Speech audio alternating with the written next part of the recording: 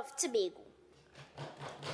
The call for autonomy is not a plea for separation. It is a demand for rightful empowerment within our twin island nation. Tobago's economic potential has stifled for decades under centralized control. According to the Tobago House of Assembly, also known as the THA, under the current system, Tobago cannot pass certain laws, make specific financial transactions, or source additional developmental fundings independently. How can we expect economic growth when our hands are tied behind our back?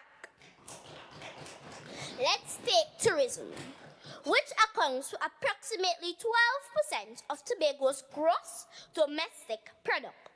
Despite this, most major decisions are made in Port of Spain, far removed from the reality on the ground.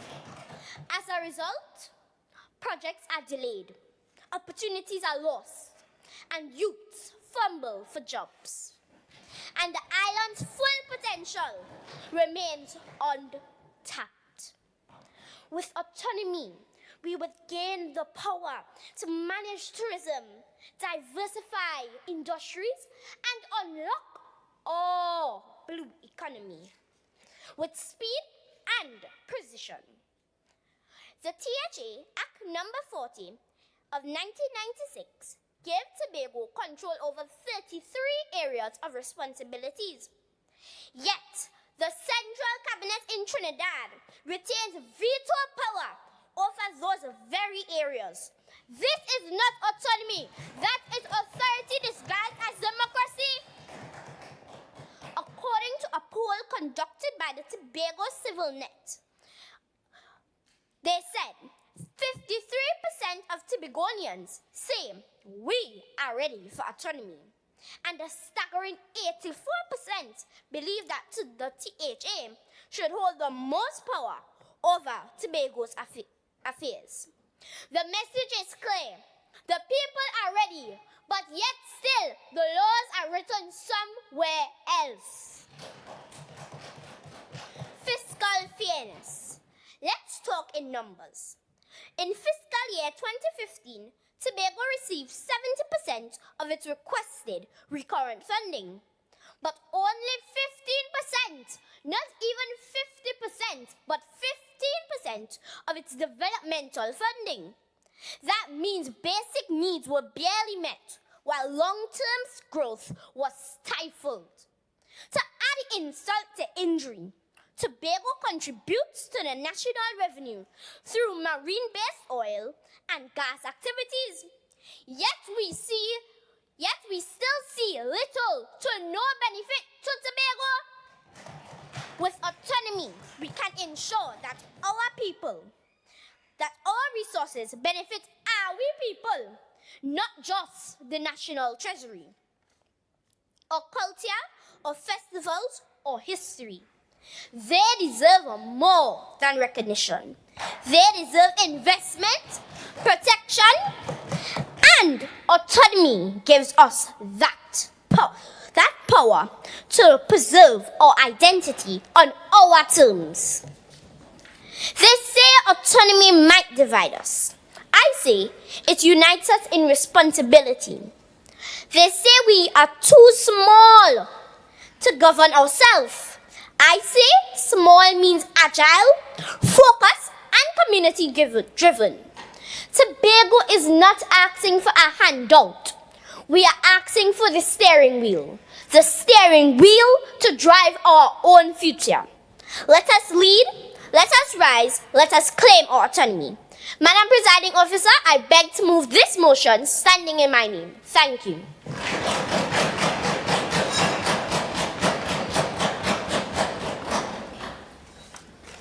Honourable members, the question proposed is, whereas the pursuit of greater autonomy for Tobago has been a long-standing issue with ongoing discussions on its political, economic, and social implications, And whereas the youth of Tobago represent the island's future and will be the primary beneficiaries or challengers of any legislative and governance changes that result from this autonomy push.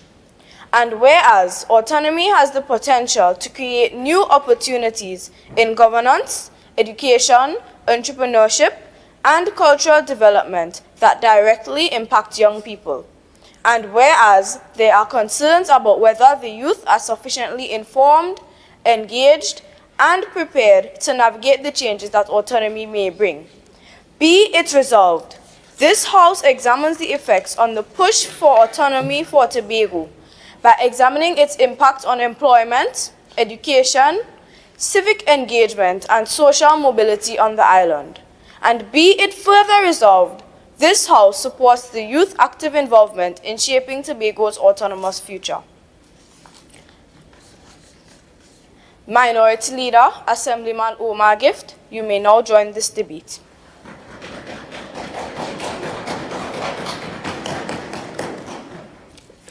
Madam Presiding Officer, I seek leave at Standing Order 42-6 to read extracts from my speech. Member, the leave is granted. Thank you, Madam Presiding Officer. Good morning, Madam Presiding Officer, and honorable members of this House. Before I start my presentation, I would like to define today's motion. Today's motion is on the effects of the push for autonomy on the youths of Tobago. Now, autonomy means the right of an organization, country, or region to govern itself. But, Madam Presiding Officer, autonomy has both positive and negative effects on individuals.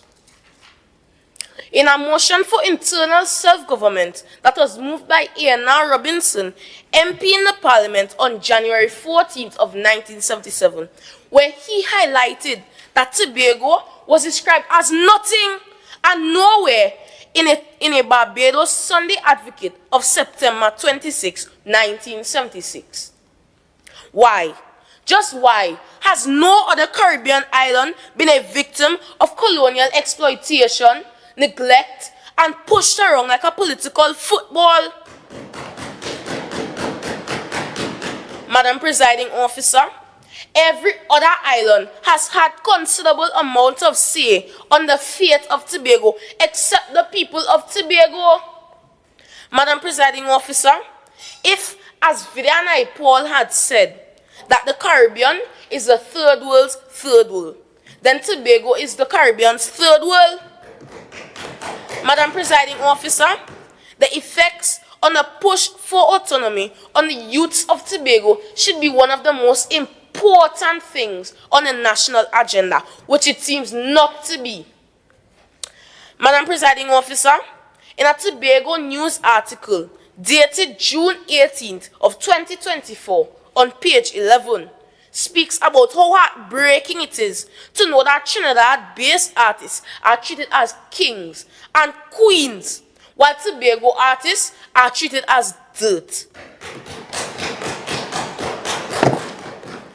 Imagine, just imagine, our own Tobago artists have not yet been paid for the last jazz festival that was hosted by the THA. By the THA. Please give way. Chief Secretary.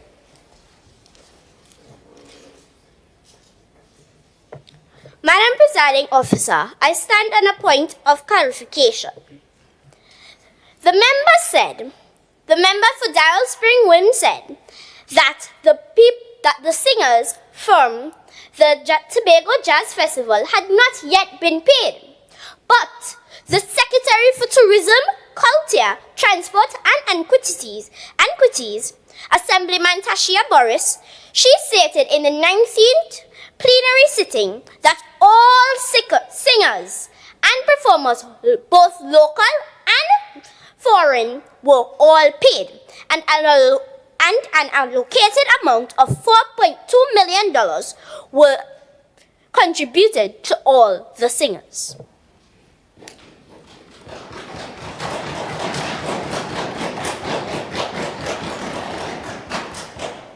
Thank you, Chief Secretary. Member, you may now finish your presentation.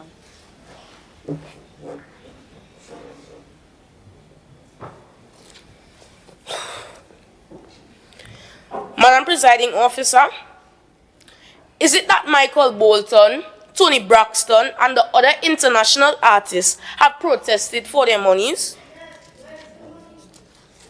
Because the Tobagonians have. Madam Presiding Officer, how can we be talking about securing Tobago, our own space, when at times the cultural space for some Tobagonians is most times paved thorns? Madam Presiding Officer, after doing my research, I would agree with the Honorable Chief Secretary on the push for autonomy for Tobago. But, Madam Presiding Officer, have the members on the other side taken into consideration that Tobago's small economy may not generate enough revenue to support full self-governance without continued dependence on Trinidad? Madam Presiding Officer, tourism is the island's primary industry, which can be volatile and very seasonal. Madam Presiding Officer, a lack of economic diversity could make self-governance financially unsustainable. Madam Presiding Officer, with these few words, allow me to warn Tobagonians that this attempt may be a Trojan horse. I thank you.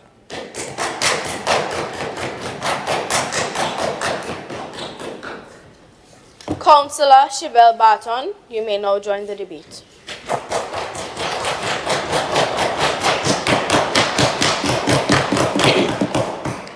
Madam Presiding Officer, I seek leave and at Standing Order 42.6 to read extracts from my speech. Member, the leave is granted. Thank you, Madam Presiding Officer. Madam Presiding Officer, my fellow assemblymen, honorable members from the other side, and my fellow citizens in the gallery. Good morning. Today, I stand strong in the resilience of my forefathers and in the power of what it means to be a Tobagonian. I am here to let you know that autonomy will only bring good for youths like me. Madam Presiding Officer, those study the people who worried about political separation and those who say they don't know how we're going to make it. You see, this motion is key to making Tobago her strongest, her richest, and her most blessed. Madam Presiding Officer, Tobago's economy has long been overshadowed by Trinidad, despite our abundant resources. Imagine being labeled as the second most desirable island in 2022 and the third in 2023 by Wanderlust Reader Awards, but being unable to build our infrastructure because Daddy Trinidad has the last say.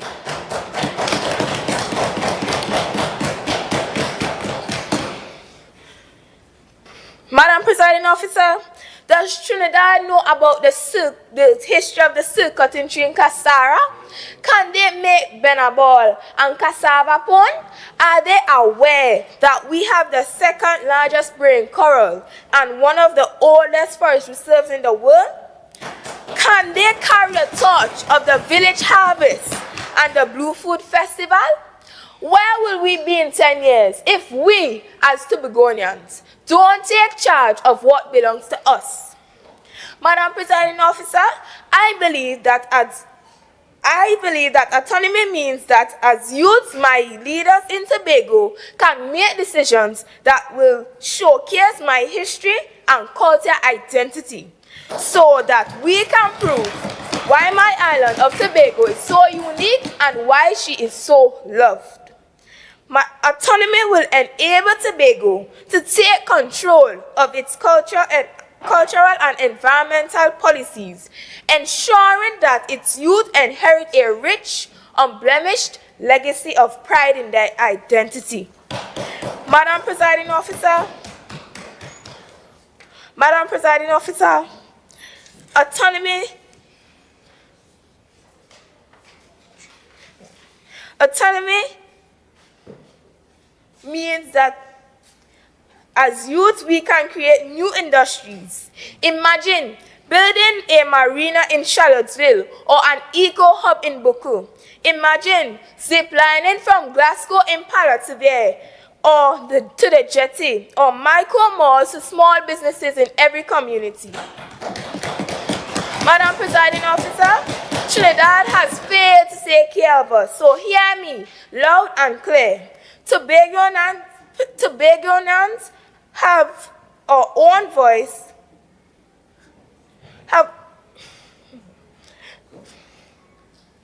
let Tobagonians have our own voice, manage our own resources, because we can take better care of our own people. Let we have autonomy so that it will no longer be Trinidad and Tobago, but Tobago and Trinidad. Thank you, Madam Presiding Officer.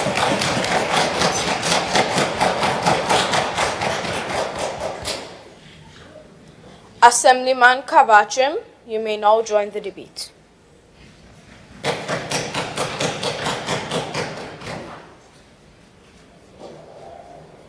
Madam Presiding Officer, I seek leave at Standing Order 42-6 to read extracts from my speech. Member, the leave is granted. Thank you. Madam Presiding Officer, colleagues on the opposing side, and visitors in the gallery, good morning. Thank you for the opportunity to address you on this intriguing topic. Madam Presiding Officer, I'm hearing a lot of talk about autonomy and how it would benefit us here and there, but no action to back it up. Now, while I am for Tobago becoming autonomous, my main concern lies in the area of implementation. Madam Presiding Officer, have your goodly people on the other side formulated an implementation plan for Tobago to transition seamlessly into a self-sufficient body of people? This administration has a reputation for lots of talk and no action. It's time to walk the talk.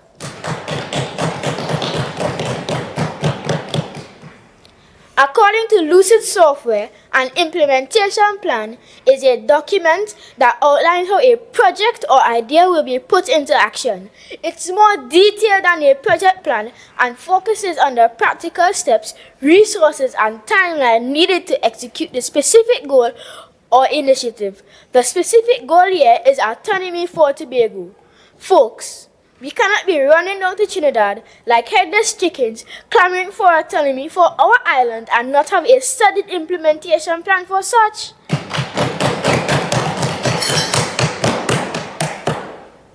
Madam Presiding Officer, allow me to expound on some of these key aspects of an implementation plan.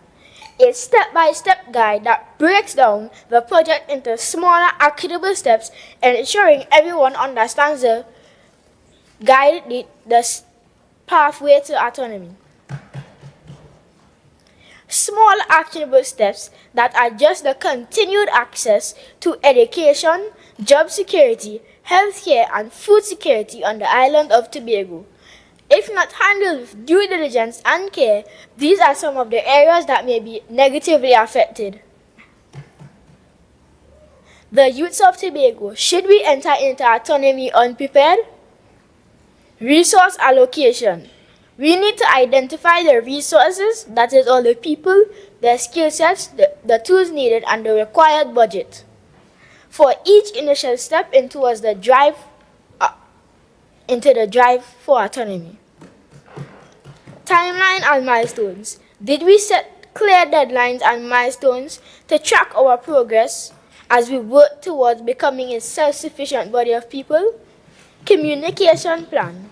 I heard the area representative for BlackRock mention that autonomy will allow Tobago's youth to play a crucial role in deciding Tobago's governance. However, I am unsure how this would be achieved. What detailed communication plan has been documented documented that would reach every youth so that conversations would be had about their self-governance. It cannot be 1 or 2 town hall meetings, a visit to a debate as being held here today. Our communication must reach the non-student, the non-reader, the youth that are not so tech-savvy, and the working class. Everybody.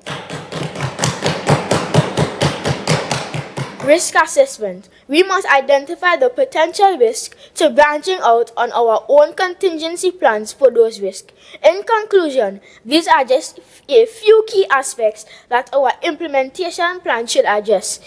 Let us not put the cart before the horse, I beg. Madam Presiding Officer, I thank you.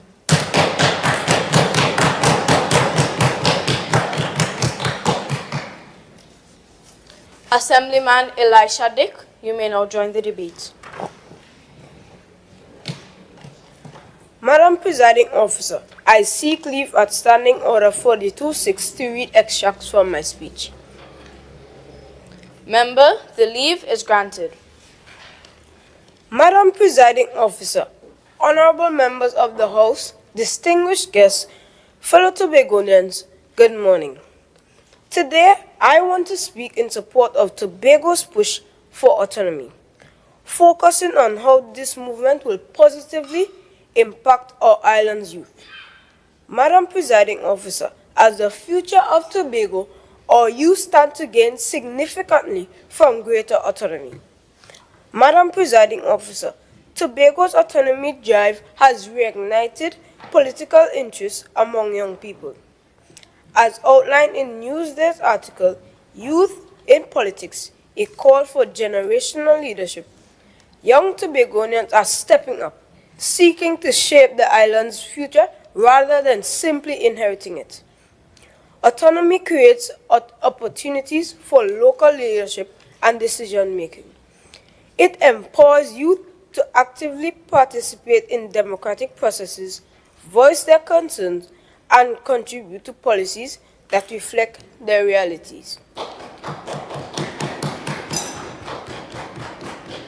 Madam Presiding Officer, under autonomy, the Tobago House of Assembly gains greater control over policies that directly affect the youth, such as education, employment, and entrepreneurship.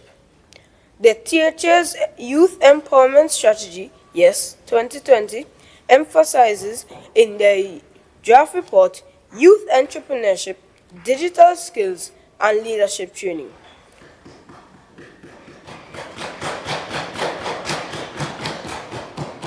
Autonomy allows these programs to expand and adapt rapidly to Tobago's specific needs without waiting for national approvals or funding delays from Port of Spain.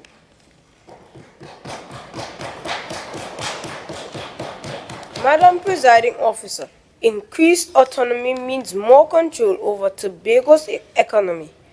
This translates to job creation, especially in tourism, technology, and sustainable industries. According to the IFES Youth Learning Agenda Report 2025, youth who are included in economic planning are more resilient, innovative, and socially responsible. Autonomy gives the tools to invest in youth-driven businesses, vocational training, and green technologies that directly benefit young people.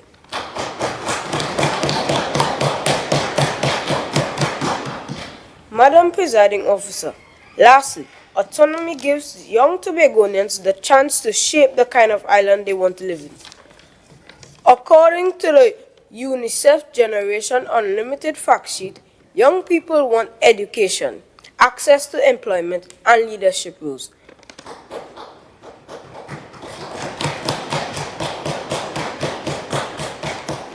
With more authority, Tobago can design policies that respond directly to youth voices.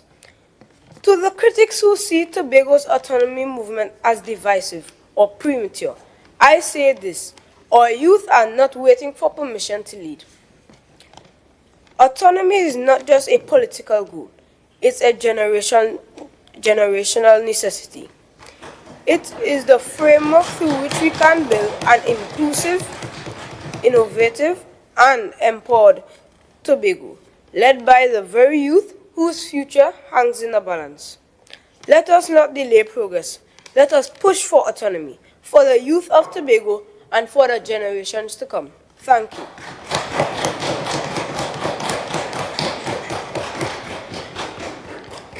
Assemblyman Connell, you may now join the debate.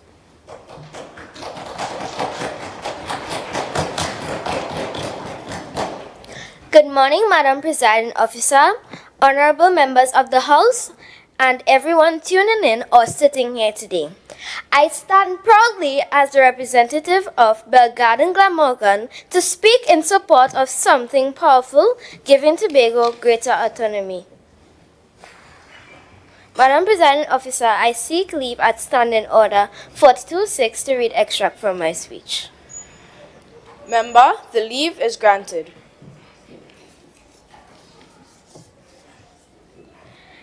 I stand proudly as a representative of Belgarden Glamorgan to speak in support of something powerful, giving Tobago greater autonomy. That means more freedom to make our own decisions and better chances for young people like me. Now, Madam Presiding Officer, let's start with the facts because facts don't lie. Did you know that more than 4 out of every 10 people on our island are young? That's about 24,800 young Tobagonians. We are not just the future anymore. We are the architects of Tobago's destiny. But here's the problem. Too many young people are struggling to find proper jobs. The youth unemployment rate is double the national average. A recent survey showed that 85% of young people said jobs are limited, the economy is slow, or they get left out just because they don't have enough experience.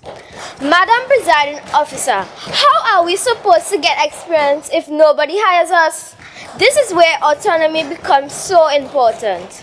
With autonomy, Tobago can develop more industries rather than relying on tourism or revenue from oil and gas in Trinidad.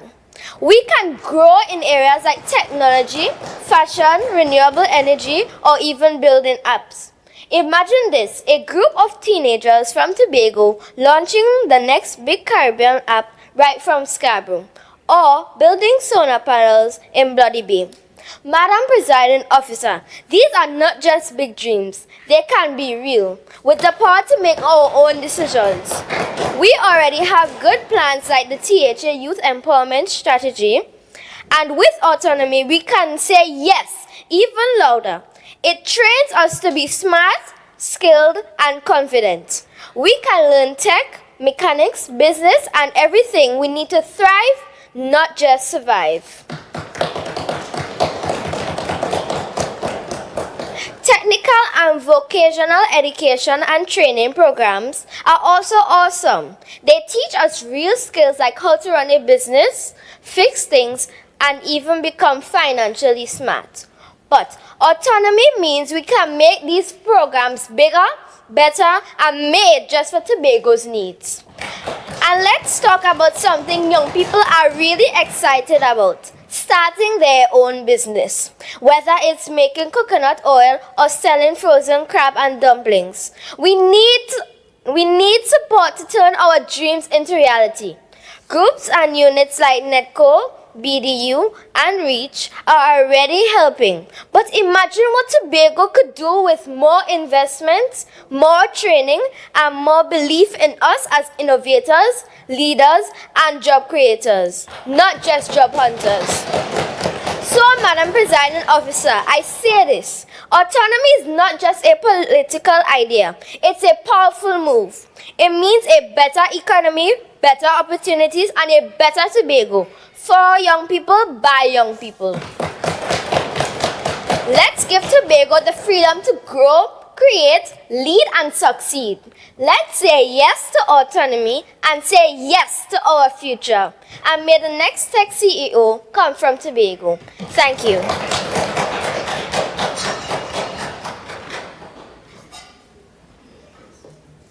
Councillor Serrette, you may now join the debate.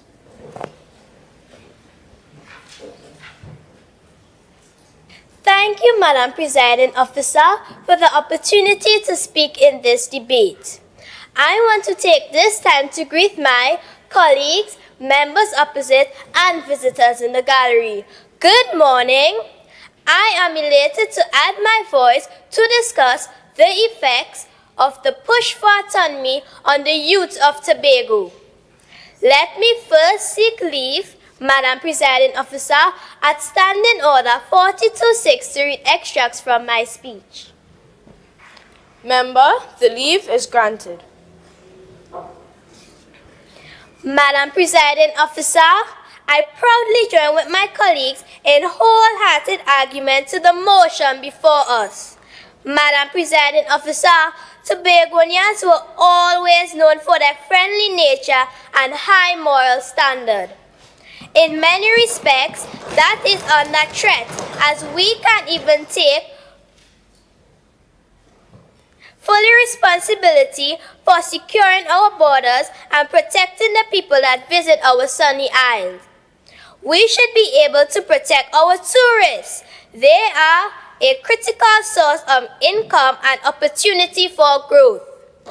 Imagine concerned citizens Gordon laughing in a letter to the editor dated September the 21st, 2024, pointing out that, statistically speaking, Tobago's crime rate per capita is fast rivaling that of Trinidad, and this matter of great concern as Tobago's race crime rate poses a significant threat to the island's reputation as a safe and welcoming destination for tourists, and if this trend is not addressed urgently, it can lead to a decline in tourism, a vital economic driver for the island. But not only that, Madam Presiding Officer, we, as an island state, should be able to protect our people from criminal elements that seek to spoil them. What about the pirates and the so-called National Coast Guard that have to borrow the same fisherman's boat because they never have boats? What about the fact that the elements are coming from Big Sister herself and even around the Caribbean, setting up shops and influencing our young people because our borders have more holes than my granny's coconut grater? Instead of the greatest little island, it seems that we are the greatest little highway for criminals. We reject this, and we want a chance to reject it strongly by making laws which consider our context and represent our values.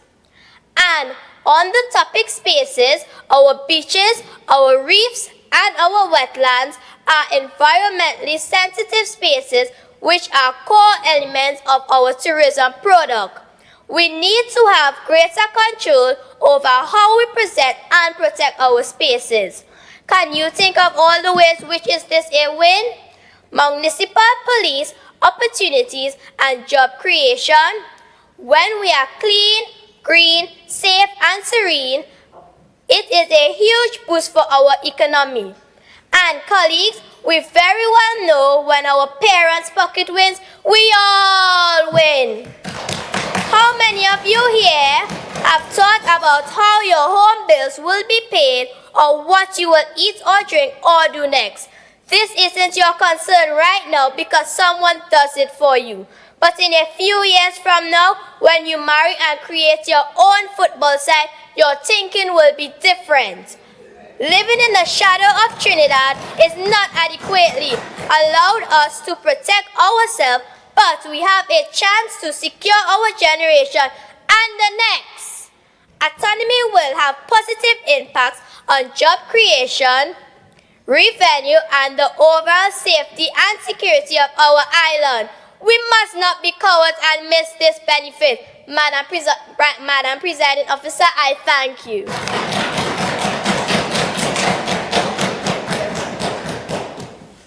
Assemblyman Grant, you may now join the debate.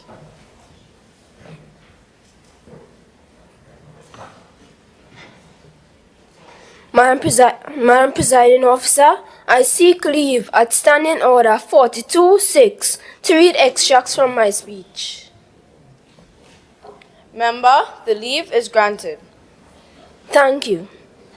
Good morning, Madam Presiding Officer, colleagues, members of the opposite side, and visitors from the gallery.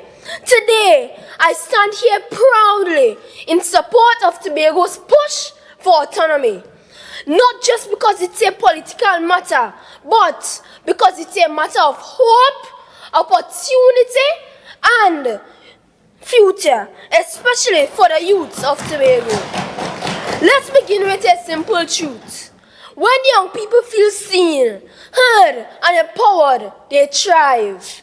But for too long, Tobagonians have felt like a forgotten footnote in national decisions. This fight for autonomy is not just about governance. It's about giving Tobago's youth a seat at the table, and that changes everything. Firstly, more resources, better education. With autonomy, Tobago will have greater control over its own budget. This means more funding can go directly into Tobago's schools, libraries, and youth programs. Not just the leftovers from Trinidad. Better schools mean better futures for us.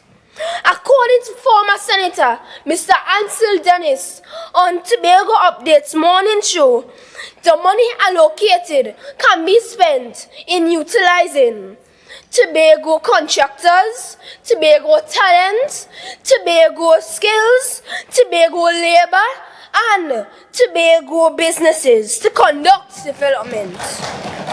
Secondly, more representation, stronger voices.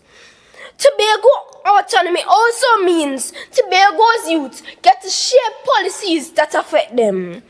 Right now, too many of our decisions are made by people miles away who don't live our reality.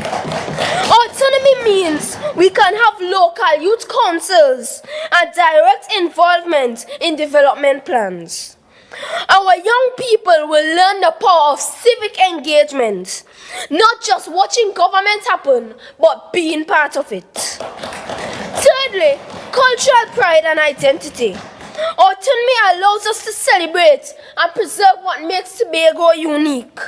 Our history, our dialect, our festivals, and our values. When young people grow up in a society that honors its people, grow up in a society that honors its culture and heritage, they grow up with pride. Autonomy gives us the freedom to teach our story from our perspective. That builds confidence, identity, and unity among the next generation. In conclusion, most importantly, autonomy will allow Tobago to shape its own economic future. More local control means investing in Tobago's small businesses, opening doors for youth employment. No more waiting on Port of Spain to decide what's best for us. We decide, we invest, we grow. So I ask you this. Why shouldn't Tobagonian youth be given the same power to dream and build as any other child in this country? Why shouldn't they grow up in a Tobago that has the authority to make its own future? Tobago autonomy is not just political, it's personal, it's generational, and it's essential for the progress of our youth. Let us give Tobago the autonomy it deserves, and in doing so, give our young people the future they deserve. Thank you.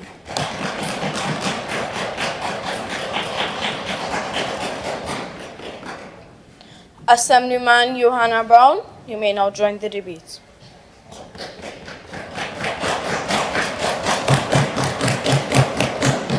Madam Presiding Officer, I seek leave at Standing Order 42-6 to read extracts from my speech.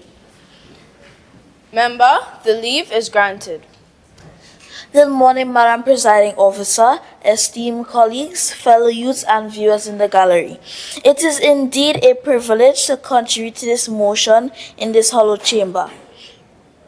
Let me start off with a powerful quote which resonates deeply with me, and I hope it affects all present and seated here today. It says, young people must have their voices heard at all times. We cannot be passive participants in the conversations about our future. We must get active and create the future the way we want it. Madam Presiding Officer, the pursuit of greater autonomy for Tobago presents an opportunity to empower our generation. I will now examine its potential effects on employment, education, civic engagement, and social mobility, so we can understand how autonomy can positively shape our future. Employment opportunities. Madam Presiding Officer, with greater autonomy comes the responsibility to provide for more of our basic responsibilities on the island. Even in the Assembly legislature, we will now require greater legal and administrative support as we build out the framework to facilitate our lawmaking powers. This will create a demand for legal practitioners, both senior and junior, and the necessary supporting staff, increasing overall employment opportunities. Educational advancement. Education is a cornerstone of youth development. Although the Tobago House of Assembly already has control over education, with autonomy, Tobago could tailor educational curricula to align with local industries and cultural heritage, enhancing relevance and engagement. Additionally, increased funding and resources could improve educational infrastructure, benefiting students across the island. Civic engagement and leadership. Madam Presiding Officer, the National Youth Policy emphasizes the importance of youth participation in governance. Madam Presiding Officer, in a documented National Youth Policy, it encouraged us to understand that youth involvement should not be a mere token, but should represent a serious effort to have the opinions of our most vulnerable heard and acted upon.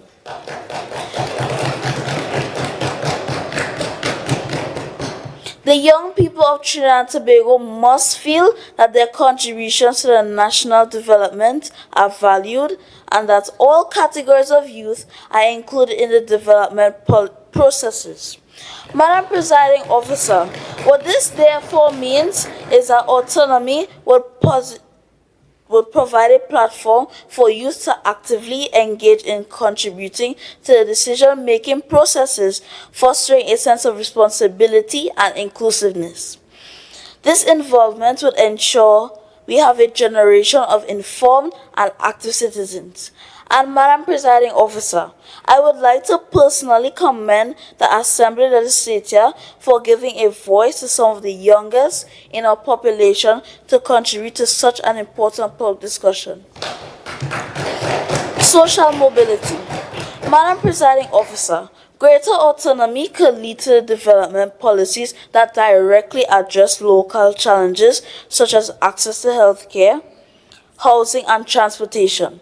By focusing on Tobago's specific needs, increased autonomy gives us the ability to reduce disparities and promote social mobility, ensuring that all youth have equal opportunities to succeed. Madam Presiding Officer, as I wrap up, I must affirm my position in support of this motion. Undeniably, as previously stated by my colleagues and myself, the push for autonomy offers a brighter pathway to a brighter future for Tobago's youth. By granting us the tools to shape our destiny, autonomy empowers us to build a prosperous and more inclusive society. Madam Presiding Officer, I urge those opposite to support this motion. Let us join together to embrace this opportunity to lead and create a Tobago that truly reflects our aspirations. Thank you, Madam Presiding Officer.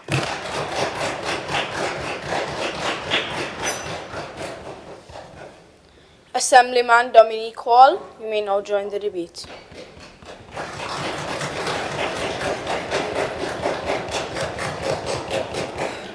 Madam Presiding Officer, I seek leave at Standing Order 42-6 to read extracts from my speech. Member, the leave is granted. Thank you, Madam Presiding Officer. Colleagues, members of the other side, viewers in the gallery and those online, a pleasant good morning to you. My first order of business is to thank the people of Bethesda-les-Cateaux for placing their confidence in me to represent them. Thank you very much. Madam Presiding Officer, it is no secret that this fight for Tobago's autonomy is a long-standing issue. Decade after decade, philosophy after philosophy, bill after bill. We still have not been able to attain our fair share as the sister isle to Trinidad. As a matter of fact, in this quest for Tobago's autonomy, several misconceptions have been created about its definition and what it really means. So let me start by defining what autonomy for Tobago really means. Contrary to popular belief, autonomy for us in Tobago does not mean separation from Trinidad. For the average Tobagonian, it means the ability to manage our social, cultural, and economic affairs to the extent by which we are able to create laws, policies, and national priorities based on our own values, culture, and needs. It is also important to indicate that this concept of autonomy is related to the human right of self-determination. Doesn't Tobago, we people, deserve the right to make decisions on the type of government and structure that is most suited for our island's realities? Madam Presiding Officer, while this matter is a very diverse one, allow me to highlight some key areas in which autonomy can benefit the youth of Tobago. Firstly, autonomy for Tobago will allow us to design curricula that will celebrate our local Creole language, culture, history, and future goals. Can you imagine having Tobago-centric textbooks that will teach us about our heroic forefathers and mothers who fought hard to be where we are today? This will most certainly help our youth to build a stronger sense of identity and purpose. Secondly, in an autonomous country, young people have more leadership roles in civic life and entrepreneurship because there are more opportunities tailored to their society's needs. For far too long, Madam Presiding Officer, our Tobago people have been treated with a broad brush approach where we settle for jobs that are informed and created by a cabinet in Trinidad by people who can't even identify with what it means to be Tobagonian. How can this even be ethically right? Thirdly, autonomy for Tobago will contribute to the country's overall security and peace. A country that can control their borders and internal affairs will be able to provide a more secure and stable environment, which is crucial for youth development. Look at our current crime situation. We are no longer feeling safe enough to traverse our streets, engage in evening classes, or even travel at certain times. How long will we live in fear? Madam Presiding Officer, my last but pertinent point is that it reduces the risk of external political or economic control that often exploits youth labor or natural resources. Even our very own tongue and country is managed by our Trinidad counterparts. As young people, when will we be able to do official business in the bank on the lands our forefathers and mothers left for us? Madam Presiding Officer, I don't know about those on the other side, but I will love to see it happen in my lifetime. In conclusion, autonomy for Tobago will give us young people the tools, opportunities, and environments to thrive, innovate, and lead. It will create a foundation for us to not just be the leaders of tomorrow, but active, empowered participants of today. Madam Presiding Officer, I thank you.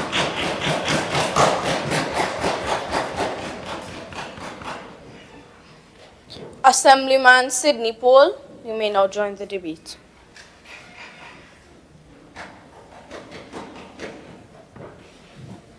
Good morning, Madam Presiding Officer, my colleagues, Clerk of the House, Assemblymen and women, councillors, and to the viewing public. Madam Presiding Officer, I seek leave at Standing Order 42-6 to read extracts from my speech. Member, the leave is granted. According to 1 Corinthians 13-11, because I am a child,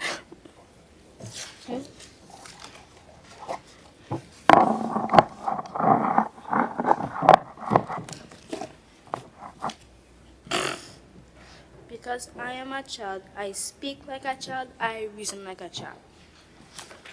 But when I become a woman, I will put away childish things. Please understand that my statement is in no way to belittle our sweet Tobago, but to show that we need time for our island to transition from its immature behavior to one of maturity. To become a true autonomous entity, we must first look at our ability to overcome our mental and financial dependence on Trinidad. Too many times I hear my chief secretary and her colleagues lament about how they've been wronged by Trinidad. But what point do we as Tobagonians stand strong with our pride and resilience to find a way through or around our challenges? We need to show true leadership and stop crying like a big baby. Tobago needs to step into a place of improving our self-sufficiency, especially through food production. I remember my mother saying how her grandpa would bring home a whole harvest from his garden and how her grandma would bake 20 loaves of bread every Saturday. But today, no boat means no bread. Our hands so frail that we cannot work on land, produce our food, and eat what we grow. We need to have self-discipline and accountability, like the former president, the Honorable Anthony Carmona, said about powers. Imagine this very THA under the 5th schedule is a list longer than my arm, with areas they are responsible for. Why are we responsible for food production with the bare minimum being produced? We are responsible for education, but our very own culture is not even taught in our schools. How else would our generation understand why this island was so sweet that they had to fight over her no less than 32 times? We have some powers we cannot control of, but we insist in asking for more. No parent will give an irresponsible child their inheritance. Least we squander it like a prodigal son. We should enforce what we have and work on being accountable and disciplined before we shake this country's constitution. Addressing potential conflicts. While in the long term, Tobago's autonomy can become beneficial to our sweet Tobago, but in the short term, it runs the risk of reducing opportunities for the use of this island. Can we say, at this time, we can sustain ourselves with enough revenue to provide the use through development and education? While autonomy will still provide greater control of the environment, it will not also provide greater revenue. We have to work on advancing our sectors that would generate enough revenue, such as tourism, light manufacturing, and agriculture before we take such a great leap. Right now, it is our time to grow, take hold of our transformation, and ensure that we put Tobago in a position that can endure any situation that may arise. Even though we may seem young and inexperienced, we can still bind together to ensure that Tobago remains the greatest little island on the planet. For everything, there's a season and a time. But for Tobago's autonomy, it is not yet our time. Thank you, Madam Presiding Officer.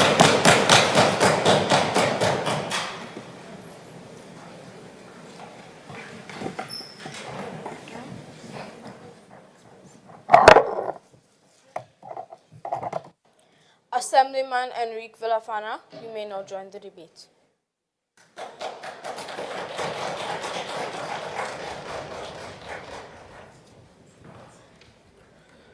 Madam Presiding Officer, I seek leave at Standing Order 42-6 to read extracts from my speech. Member, the leave is granted. Thank you, Madam Presiding Officer. Madam Presiding Officer, my fellow assemblymen, honorable members of the other side, my fellow citizens in the gallery, good morning.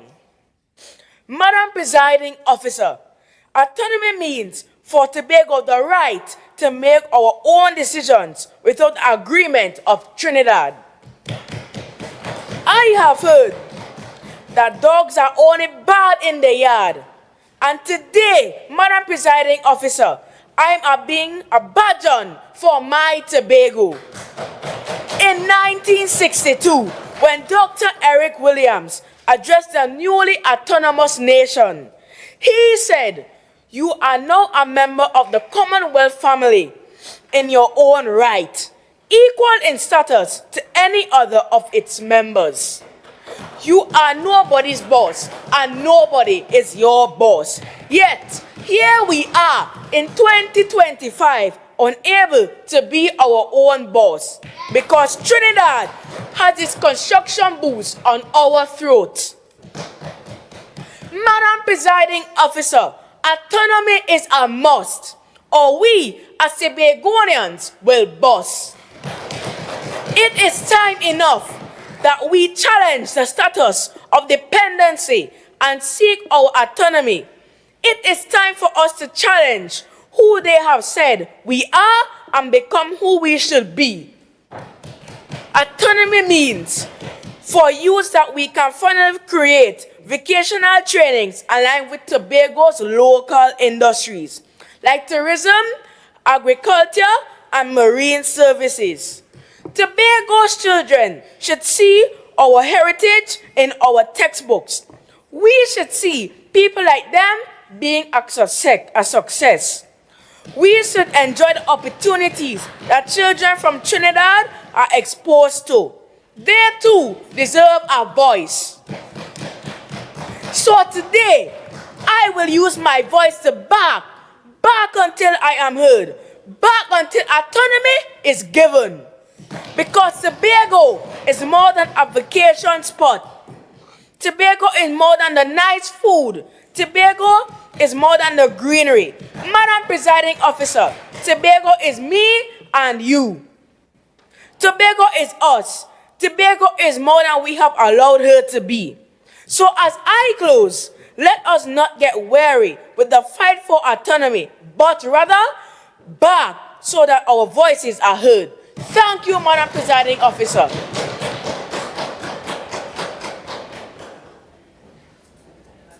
Minority Councillor Groier, you may now join the debate.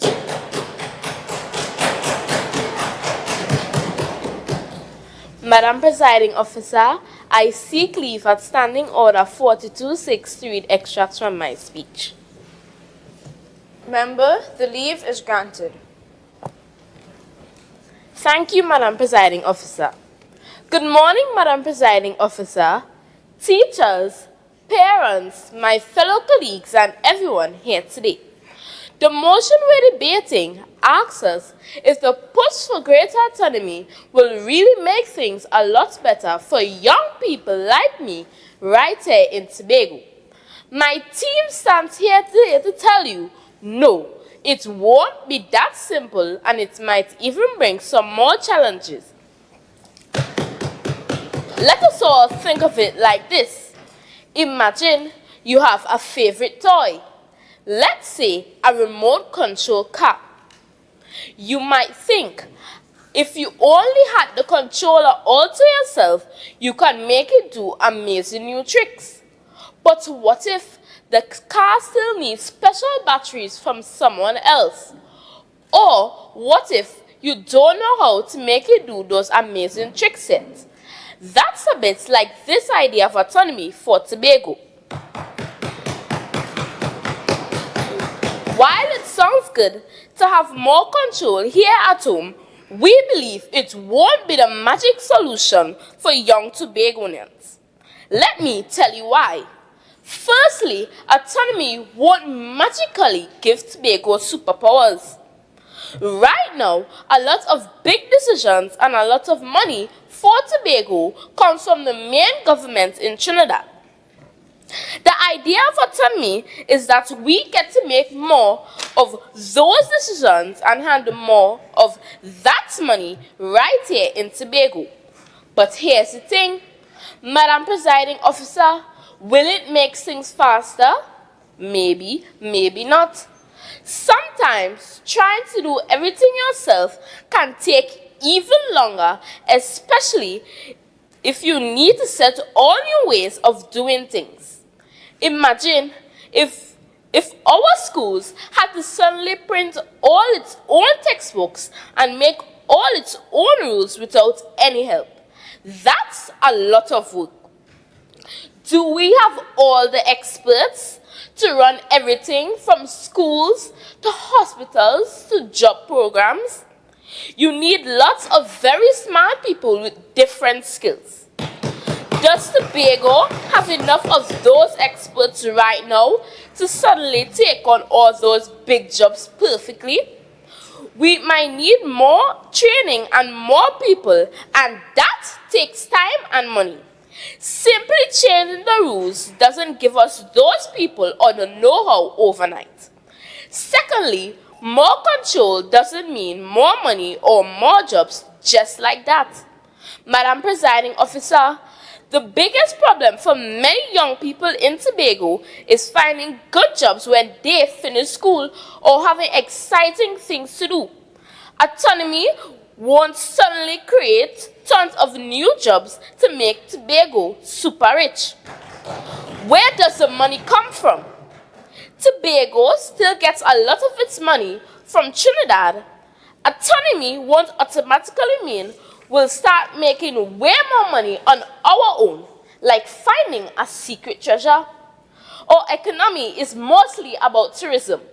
While tourism is wonderful, it doesn't guarantee that the talented young Tobagonians will stay here, which is what we really need for our future. And finally, have we, the young people, truly been asked what we want? This talk about autonomy often happens in big political meetings. But how many young people our age, or even slightly older, have really been asked, what do you need? What are your dreams for Tobago? How do you think autonomy will help you?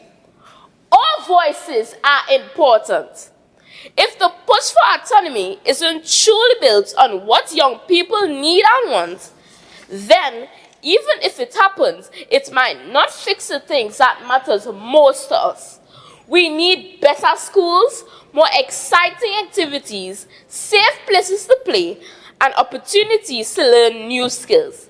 These things are important. Member, your speaking time has expired.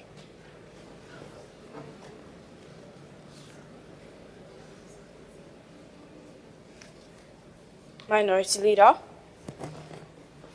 Madam Presiding Officer, I beg to move that additional speaking time of 1 minute be given to the member to finish her presentation. Honorable members, the question put is that an additional minute of speaking time be given to the member to finish her presentation. All in favor say aye. Aye. Any against say no. No. The noes have it. Member, you may not finish your presentation. Assemblyman Joefield, you may now join the debate.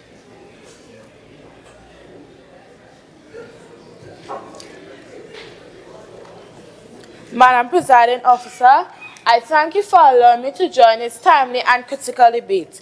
Let me take this opportunity to seek leave as Standing Order 42.6 to read extracts from my speech. Member, the leave is granted. Greetings to you, my esteemed colleagues, members opposite, and to those visiting us in the public gallery. No right-thinking, well-meaning citizen who loves and cherishes his beautiful island could ever sit here in this august chamber and reject internal self-government for Tobago.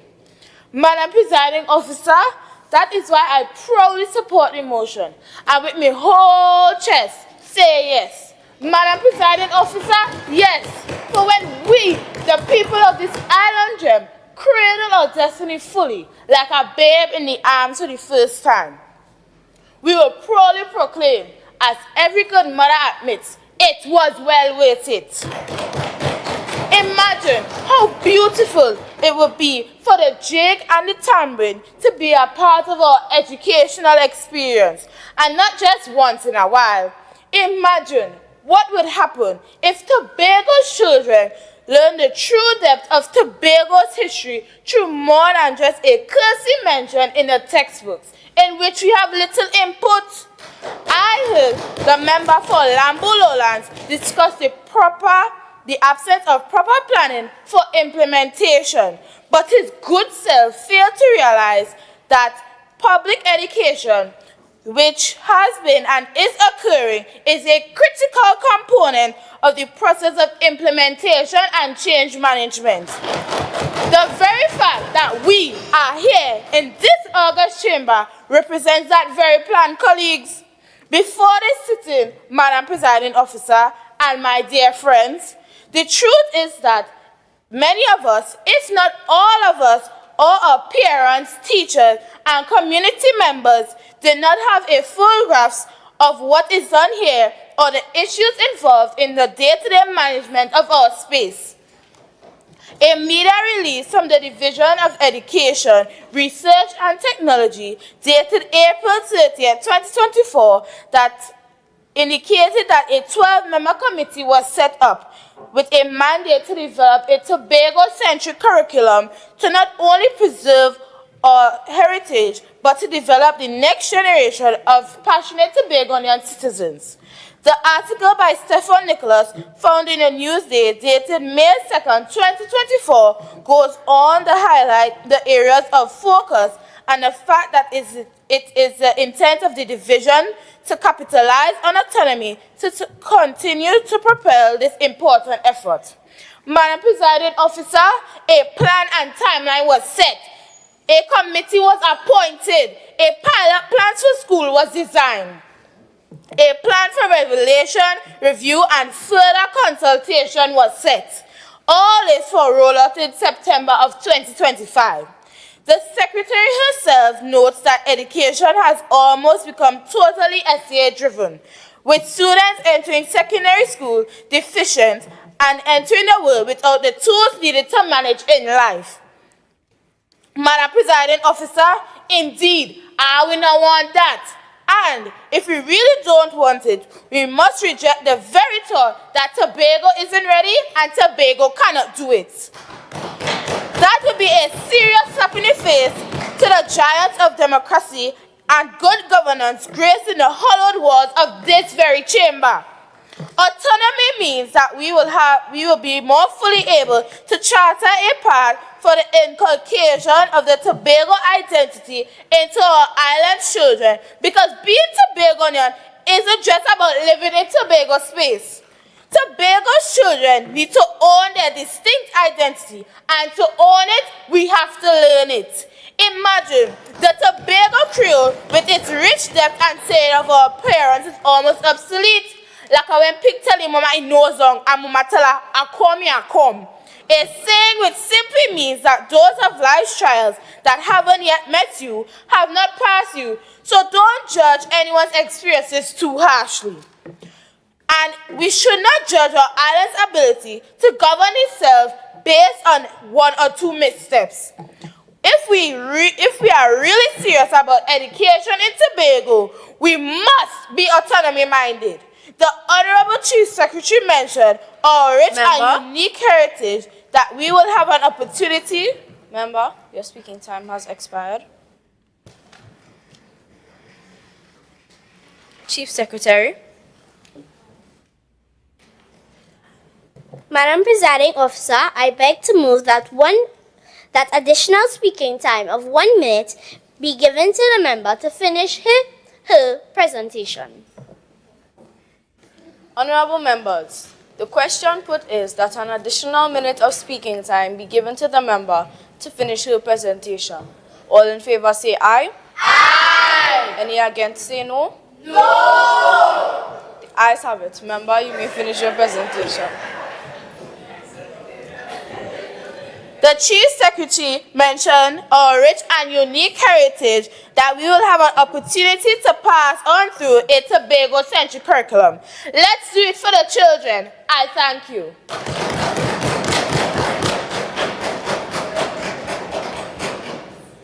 Assemblyman George, you may now join the debate.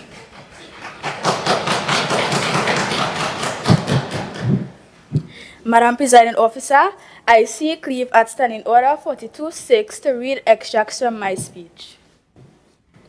Member, the leave is granted. Thank you, Madam Presiding Officer. I acknowledge all my colleagues, whether on the minority or majority bench, the persons in the visitors gallery and those online. Madam Presiding Officer, as I stand to contribute to this debate, I am fascinated by the proposed resolution that calls for an examination on the effects on the youth that this push for autonomy would bring. Madam Presiding Officer, I applaud this honorable House for seeking the opinion of those outside the remit of universal adult suffrage. No one in the Tobago House of Assembly or central government has ever thought that our collective voices was worth hearing. Madam Presiding Officer, we little, but we talawa. In a letter to the editor, as published in Newsday on November 15, 2024, Mr. Kino Sami wrote, Tobago Bill, an illusion of autonomy. Well said, proper chat, an illusion indeed. In my best super blue voice, get something on wave. A push for autonomy without deep thought, fair-mindedness, examination of macroeconomic policies, dependent separation from central government for funding and stemming the brain drain of our brightest minds. Madam Presiding Officer, let further add that no push for autonomy can be complete or successful until the identity and heritage of Tobago is secured for future generations. This is critical because there is a risk that our heritage, values, Tobagonianness can be lost by any continued dominance of Tobago by Trinidad owing to its supremacist mindset in economic and government affairs. A commitment to this has not been demonstrated by the loud voices on the other side. Madam Presiding Officer, I thank you.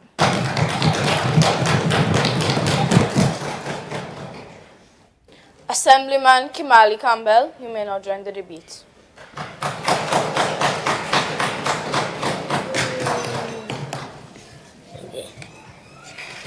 Good morning, Madam Presiding Officer, my fellow colleagues, those on the other side, and our visitors in the gallery. Madam Presiding Officer, I seek leave at Standing Order 42-6 to read extracts from my speech. Member, the leave is granted. My name is Kimali Campbell, and I stand proudly today to argue that Tobago should remain united with Trinidad, just as we are. Now, you may hear from the other side that autonomy is the best path forward for Tobago. But before you are swept away by that idea, let us pause and ask, is autonomy really what's best for Tobago? Or unity with Trinidad? Or is unity with Trinidad still the smarter choice? Let's start with the meaning. Autonomy means more power to govern ourselves, more decisions made locally. Sounds good, but at what cost? Right now, by working with Trinidad, Tobago gets more money, more resources, more national support, for important things like schools, roads, hospitals, infrastructure, and tourism. Without that partnership, Tobago would need to find all those resources on its own, and we are not yet fully prepared for that. More autonomy will mean more spending, more new government departments, and possibly more taxes on our people. Is that what we want for our families and the future of the island?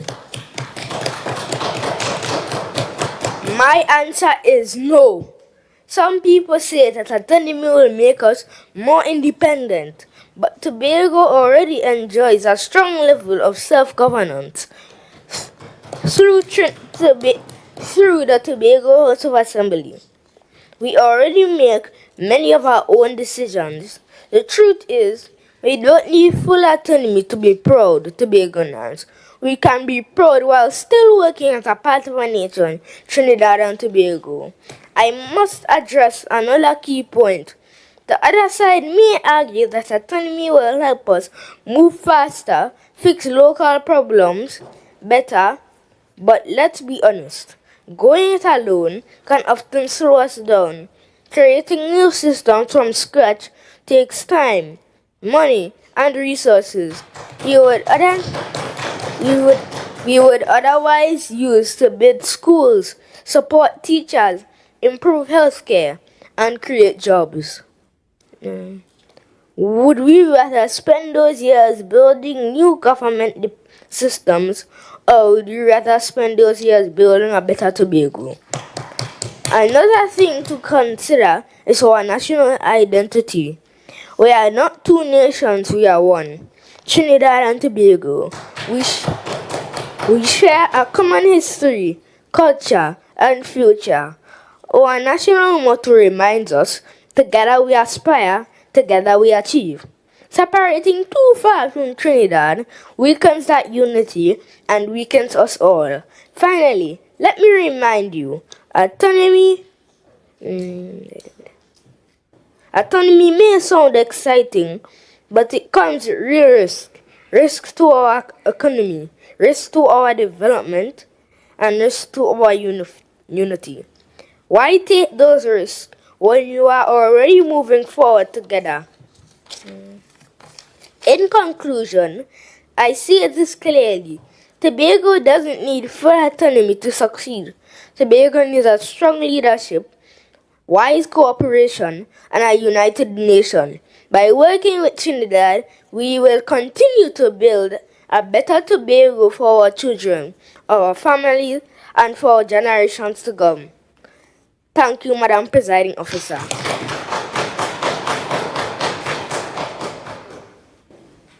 Chief Secretary, Assemblyman Zamar Chapman, you may now wrap up this debate.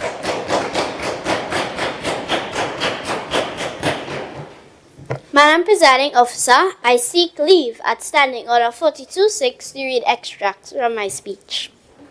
Member, the leave is granted. Thank you, Madam Presiding Officer. Honorable members of this august House, thank you for giving me this opportunity to close this debate. As we come to the end of this vital conversation, let us take a moment not just to reflect, but to stand firm in conviction. This is more than just a political proposal. This is more than a policy debate. This is a call for justice, for fairness, and for the true partnership in the Republic of Trinidad and Tobago. They say autonomy will divide us, but I say autonomy is not division. Autonomy is not separation, rebellion, or destruction of unity. It is fair. It is balanced. It is respect. Tobago is not asking to leave the country. We are asking to lead ourselves in areas that affect our daily lives. That is not a threat to national unity. That is a sign of mature democracy. Mature enough that Daddy Trinidad go on to give we he inheritance. What we are asking for, wait, let me rephrase that. What we are demanding is what every nation deserves. The ability to govern themselves with dignity, to make decisions with confidence, and to build our own future with the help of Tobagonians. For far too long, Tobago has existed in the shadows of central authorities. We've waited on budgets. We've waited on approval. We've waited on respect. And while we waited, our roads crumbled. Our youth searched for opportunities. And our dreams were delayed. Autonomy is the answer to that delay. They say be patient. We have been, for decades, Tobagonians have been patient. We have followed the rules, gone through the channels, and submitted proposals. But still we remain under the thumb of a system that does not trust us to lead ourselves. We are not just children. We are the future of this nation. Autonomy for Tobago. Autonomy, I say. Give us autonomy. Give us today. Autonomy for me, for you, for all our way, and for you, Mr. Minority Leader. Thank you, Madam Presiding Officer.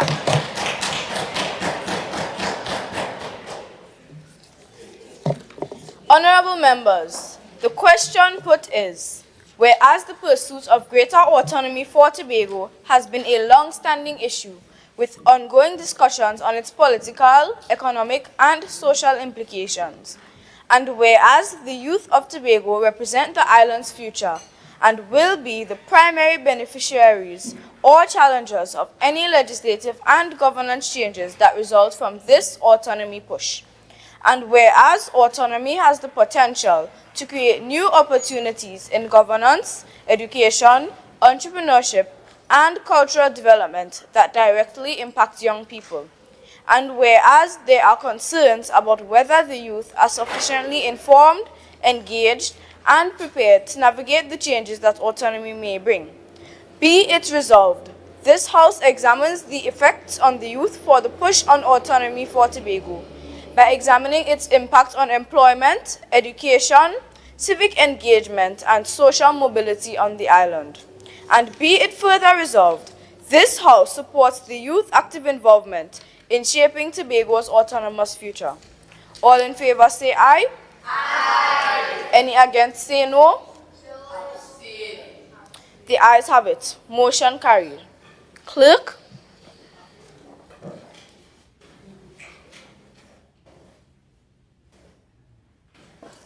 Motion for adjournment. Leader of Assembly Business.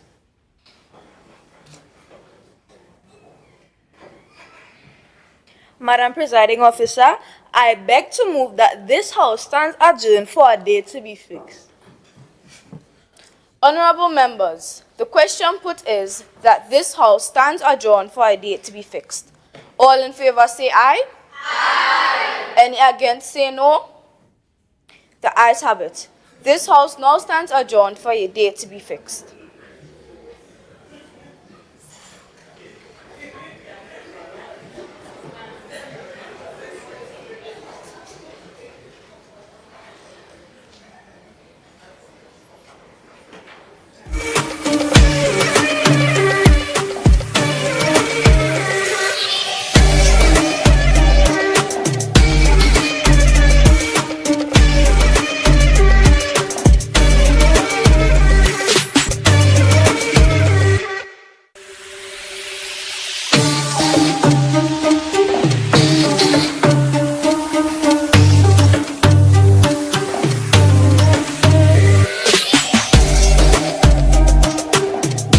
Chief Secretary and Secretary for Health, Wellness and Social Protection, Dr. Faith.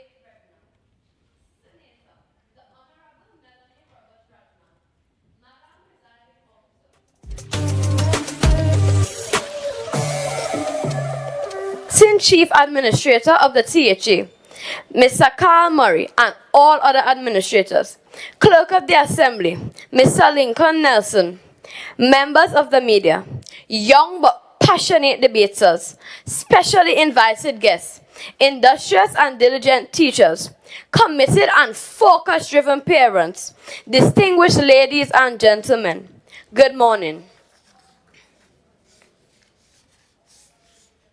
I am Sienna Rupchand, and it is truly my honor and delight to guide you through the closing ceremony of the Assembly Legislature's second annual primary plenary debates. Today is more than a debate. It is a living, breathing celebration of our island's rich democratic journey. And what a fitting moment as the Assembly Legislature proudly marks 200 years of legislative history this year. Can you believe it? This very chamber where you now sit, where voices rise, ideas clash, and democracy lives, turned 200 years old on April 23rd, 2025. Just take a moment to soak that in. The very words around us has echoed with 2 centuries of leadership, decision-making, and the dreams of Tobagonians, past and present. Let me see how many of you knew that. Raise your hands. And to our viewers online, drop a raise hand emoji in the comment section. As we honor this milestone, it is only right that we shine a light on the bright, bold voices of our youth, because they, too, are now a part of this history. Let us continue the celebration. Welcome to the closing ceremony. Without further ado, we invite Mr. Lincoln Nelson, Clerk of the Assembly, to bring you a warm welcome.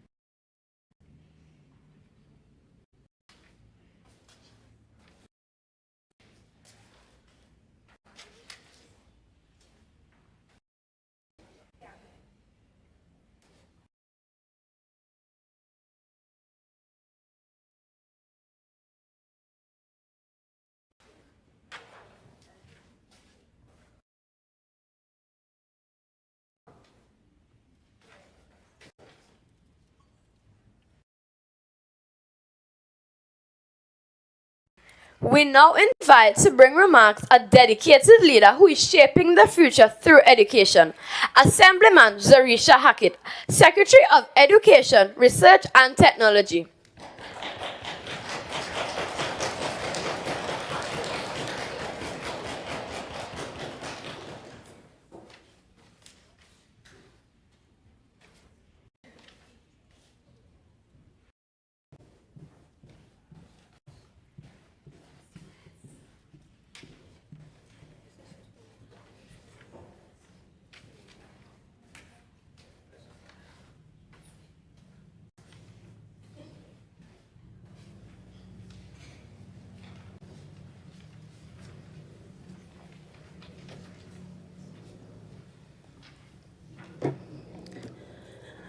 Allow me to stand on the already established protocols. But let me wish a hearty good morning to the future leaders of Tobago. Good morning, Assemblymen, councillors, and of course you, Madam Presiding Officer. Good morning. Please excuse my voice. But I want you to know that Tobago and all of Trinidad and Tobago is extremely proud of you, and we start by congratulating you.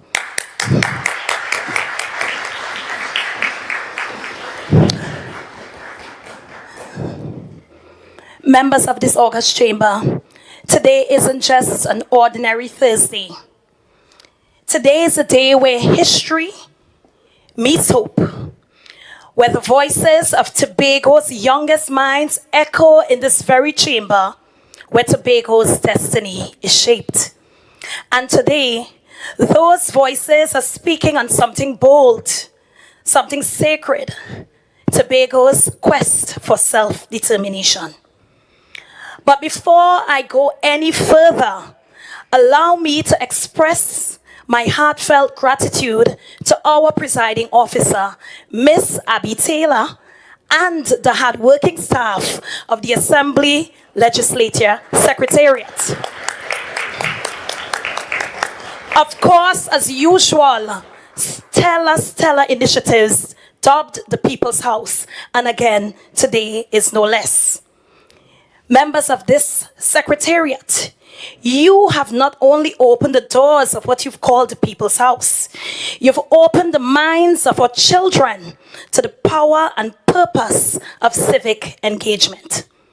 This initiative reminds all of us that democracy thrives when we make room for the next generation, just like our students in this room, to participate in. And so once again, thank you.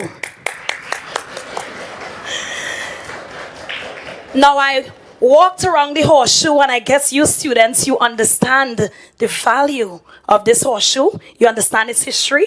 It's not a divided house in terms of the infrastructure. It's a horseshoe, and what does this mean? Is the National Parliament set up like a horseshoe like this? No, Tobago has a unique feature here in our chamber. And why was the horseshoe the best concept? Who can tell me why?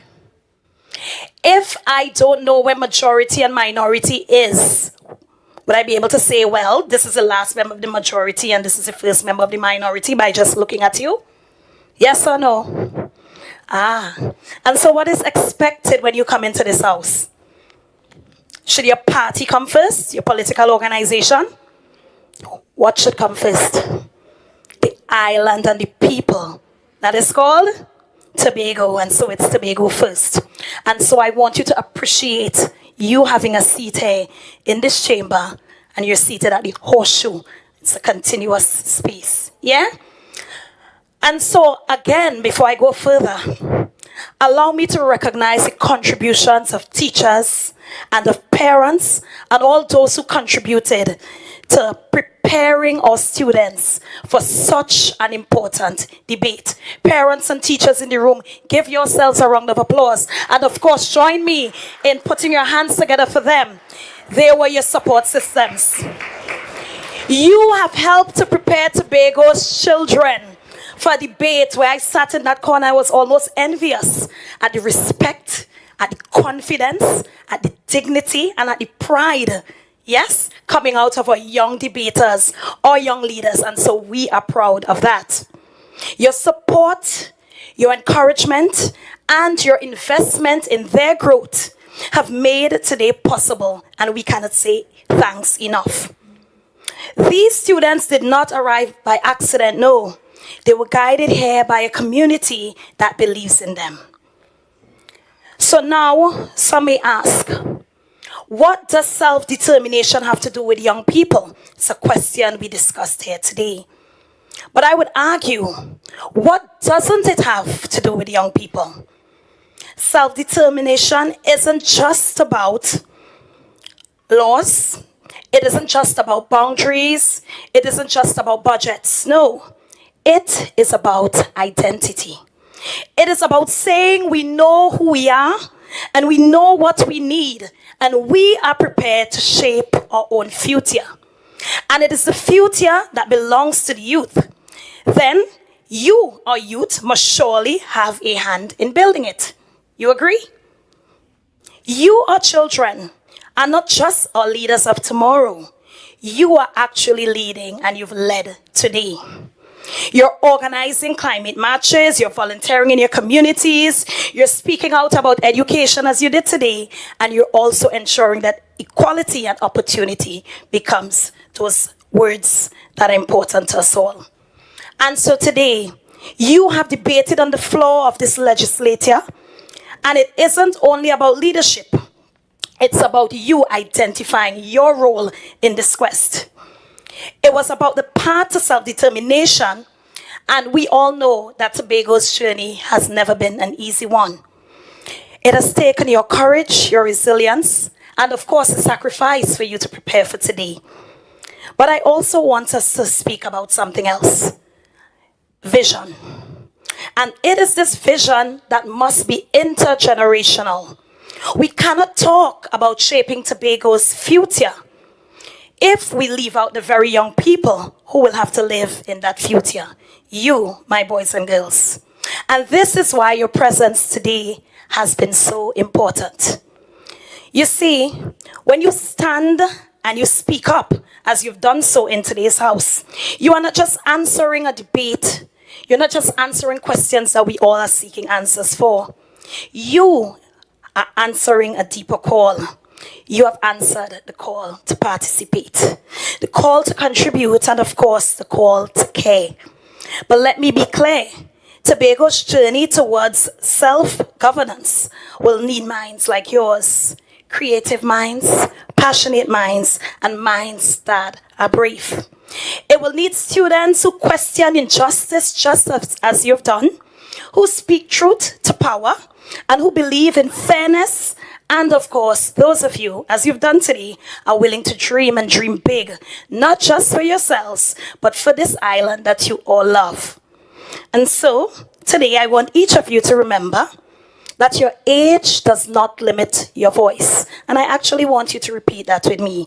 My age does not limit my voice. And my questions are not distractions, but they are the seeds of change. And so, as Secretary of Education,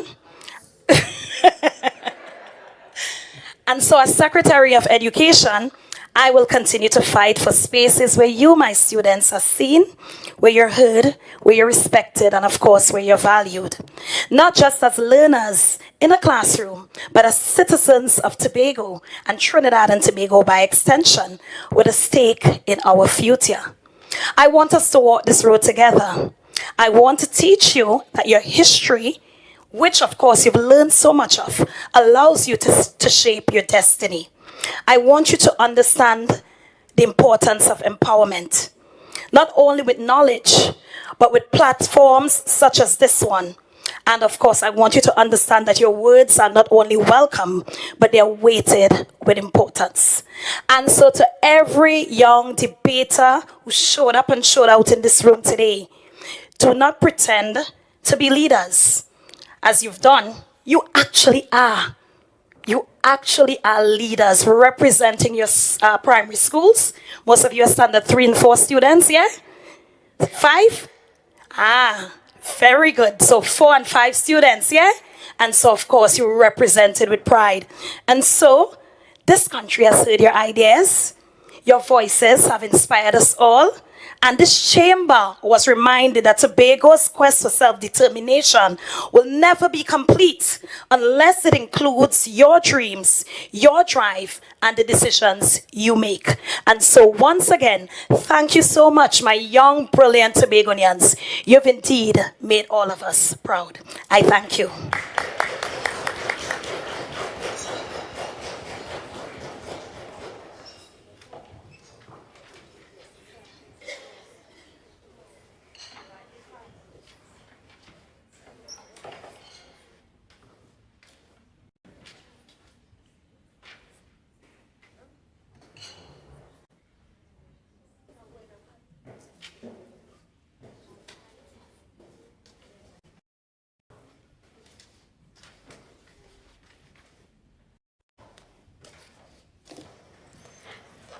Heartfelt appreciation is extended to you, Madam Secretary, for your edifying and uplifting words.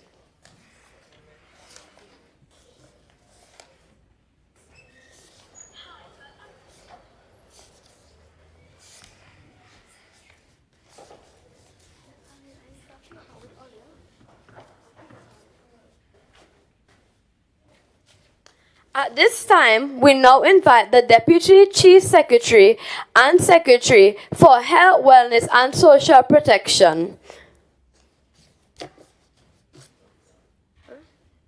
Dr. Faith Brebner.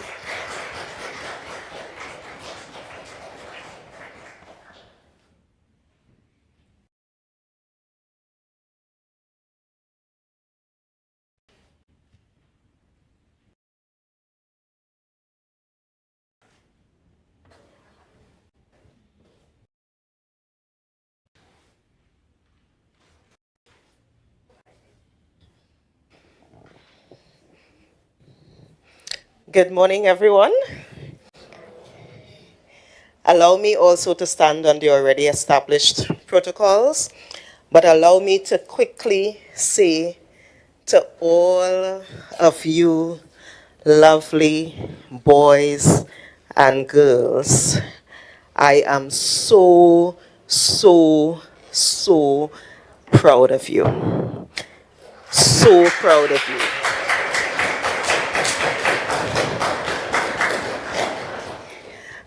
I sat there and I listened to you give presentations that honestly, some of them are better than the presentations we give in this house.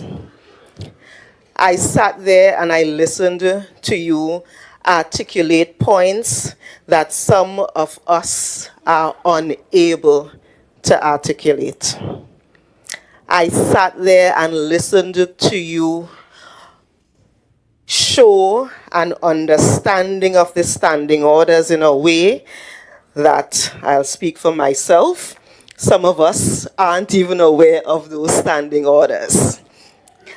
And I start there because I want to say to you, the boys and girls sitting, but probably more importantly to the parents and to the teachers and to the staff of the Assembly Legislature that got you to this point, thank you all so much, because it means that you are allowing the younger generation to truly participate in the governance of Trinidad and Tobago, and specifically Tobago. I know your faces. I know your smiles.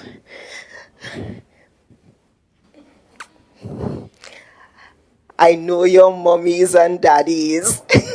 And I am so eternally proud of you.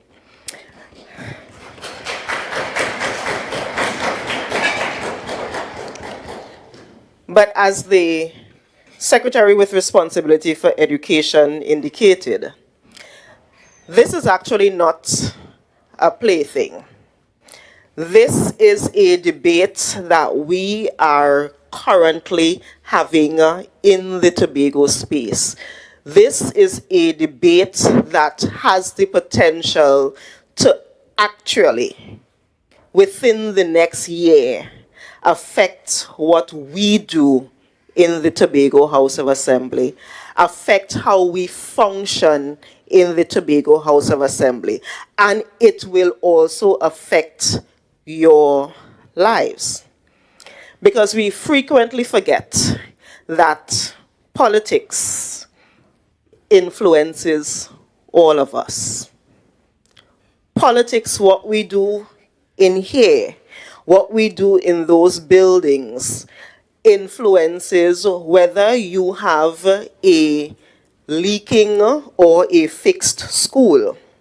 It influences whether you have a road that is pothole-ridden or not. It influences whether you go to a hospital that has the medication or not. And I am glad that we are here today showing that all of us are affected by it, and therefore all of us are participating in the process that influences what happens. So again, congratulations to all of you. Again, congratulations in particular to the Assembly Legislature for opening the halls to groups of people who may never have experienced it before. Congratulations to you, the parents and the teachers, for doing the hard work. But most importantly, congratulations to our up and coming area representatives, our up and coming secretaries and assistant secretaries, our up and coming chief secretary, our up and coming presiding officers, our up and coming members of society, who are truly going to be productive members leading us in the future. Again, congratulations, and I thank you.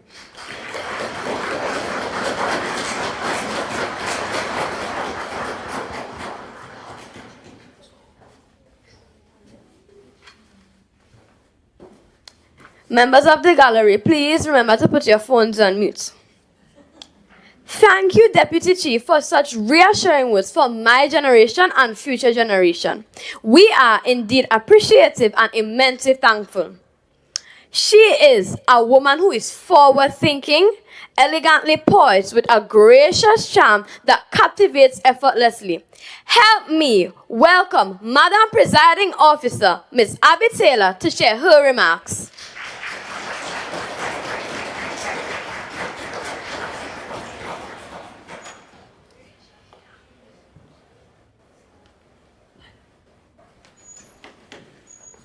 Good day, everyone.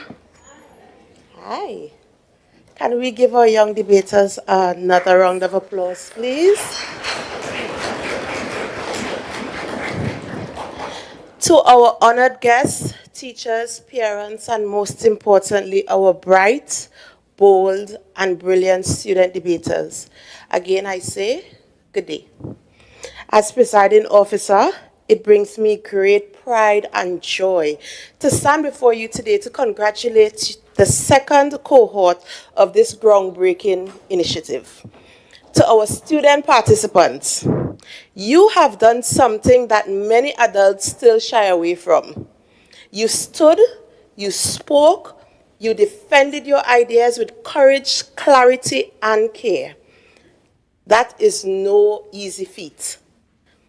The primary plenary was created not just as an exercise in public speaking, but as a platform to remind us all that youth voices are not the future, they are the present. Your contributions today reminded us that the young people, you, our young people, are not just watching from the sidelines. You are thinking critically, asking questions, and shaping solutions for your schools, your communities, and our island. So why is your voice so important? Because the world we are trying to build cannot succeed without your perspective. Let me say that again. Because the world we are trying to build cannot succeed without your perspective. You bring honesty, hope, and innovation. You challenge us to do better. You do so with such passion, and that is very refreshing and also very necessary. And here in Tobago, where we continue to grow in confidence, in pride, and in our pursuit of autonomy, your role is even more vital. Autonomy is not only about self-governance. It is about making decisions that reflects who we are as Tobagonians, our values, our culture, our priorities. But how can we speak of building a Tobago for the future if we do not involve those who live in that future? You, our student debaters, are already showing what more inclusive, more democratic, a nicer Tobago could look like. Where our young people do not have to wait to be heard, they are being heard right now. So once again, I commend each and every one of you for not only what you said here today, but for what you represent: confidence, commitment, and the courage to lead. I should say this, and I think I speak for everybody, Tobago is in safe hands. Keep asking bold questions, keep offering thoughtful answers, and keep believing that your voice matters, because it truly does. Congratulations to each of all of you, and may this be the beginning of a journey in leadership. Again, I say thank you.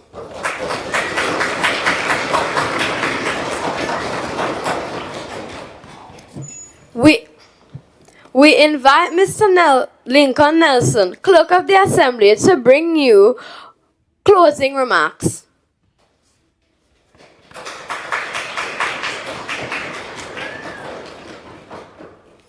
Good afternoon, everyone. Dr. Faith Brebner, Deputy Chief Secretary, Tobago House Assembly, Senator, the Honorable Melanie Roberts Rajman, Madam Presiding Officer, who just stepped out, Ms. Abby Taylor, members of the Tobago House of Assembly, Acting Chief Administrator, Mr. Kyle Murray, and other administrators, members of the media, young, passionate debaters, specially invited guests, industrious and diligent teachers, committed and focus-driven parents, distinguished ladies and gentlemen.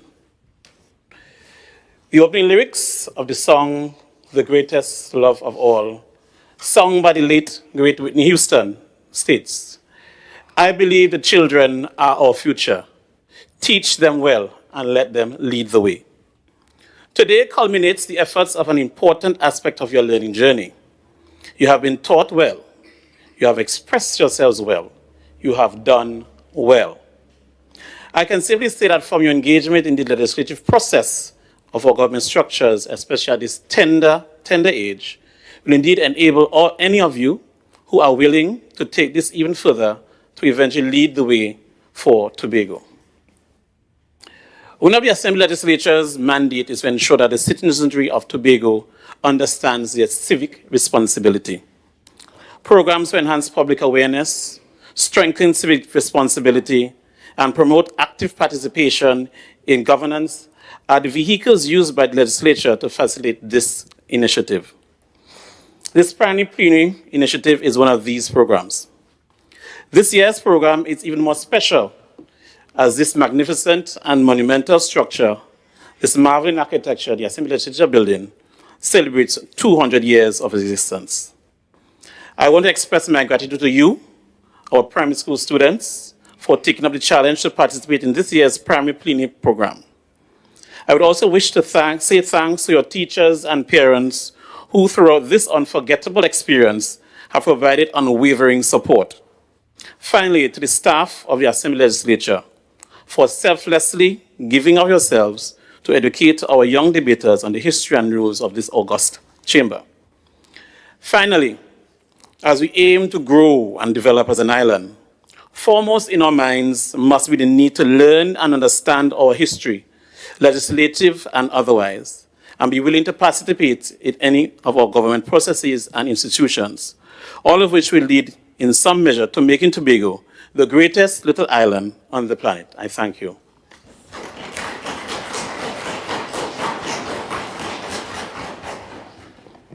Thank you very much, Mr. Nelson, for your closing remarks. We now move into the distribution of tokens to debaters. Allow me to call on Senator, the Honorable Melanie Roberts Rajman, to distribute the first set of tokens.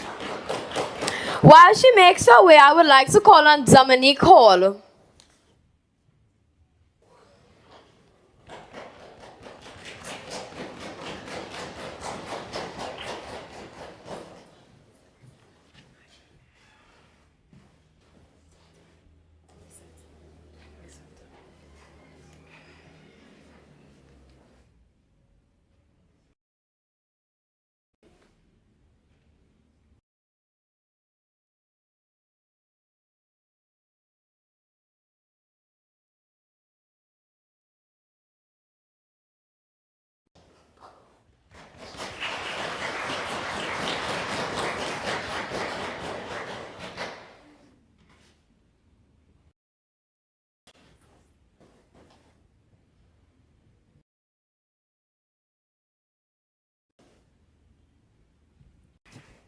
I now call on Zamal Chapman.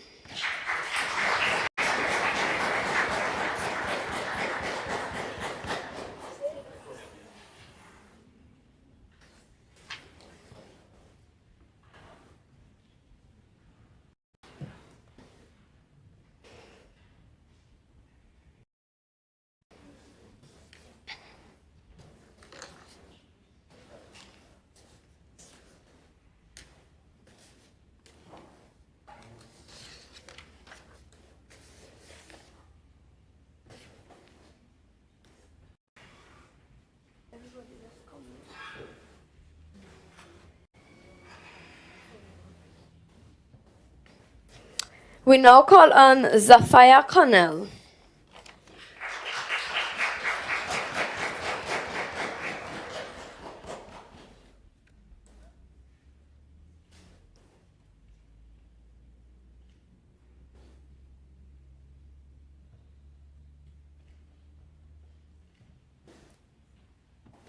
Thank you, Senator, the Honorable Melanie Roberts Rajman. We now call on Assemblyman and Secretary for Education, Research and Technology, Zarisha Hackett.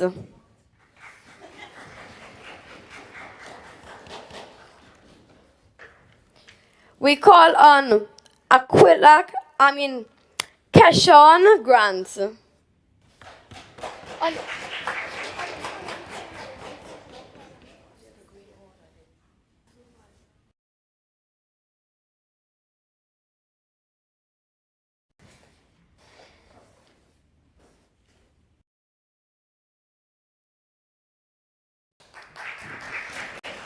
Aquila Cupid.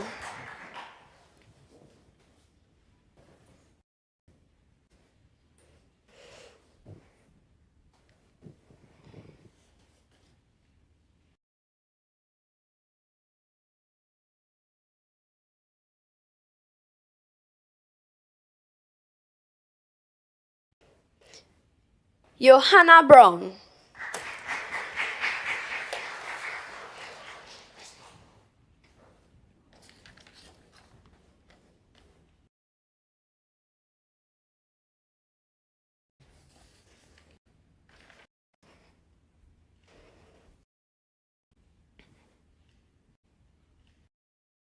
Thank you, Assemblyman Zarisha Hackett.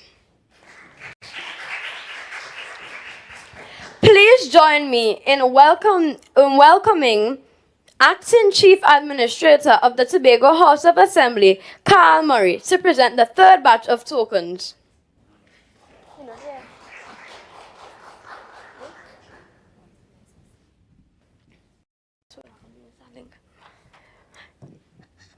We are delighted to invite Clerk of the Assembly, Mr. Lincoln Nelson, to assist in dispensing token to the fourth set of debaters.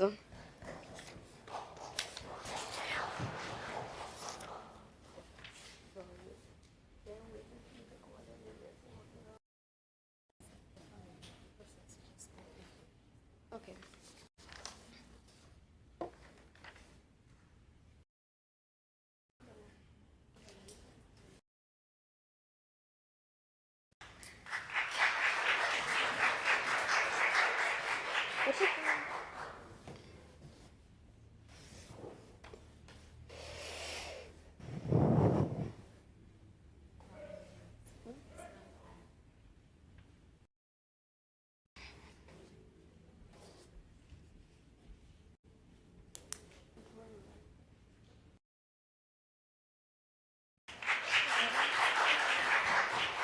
Chevelle Barton.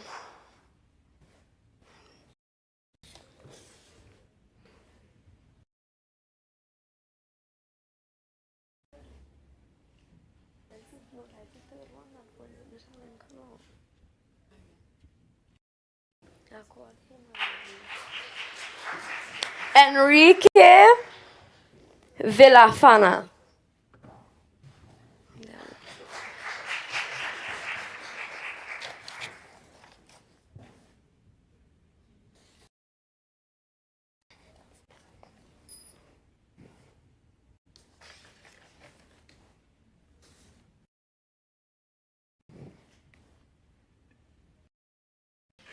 Thank you, Mr. Lincoln Nelson.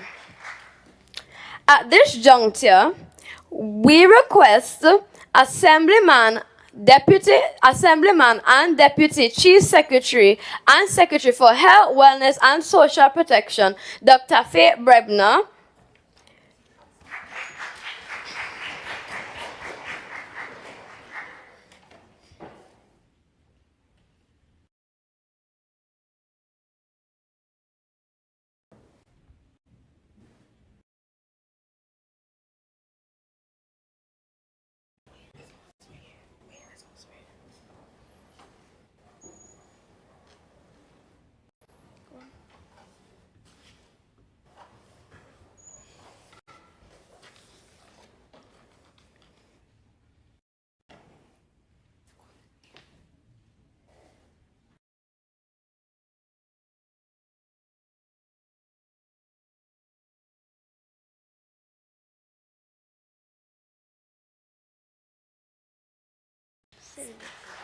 We now call on Cindy Paul.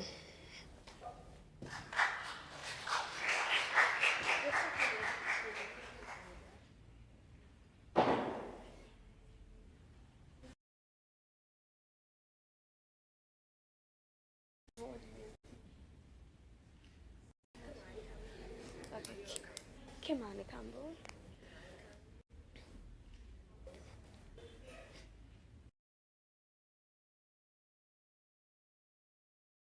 Kimani Campbell.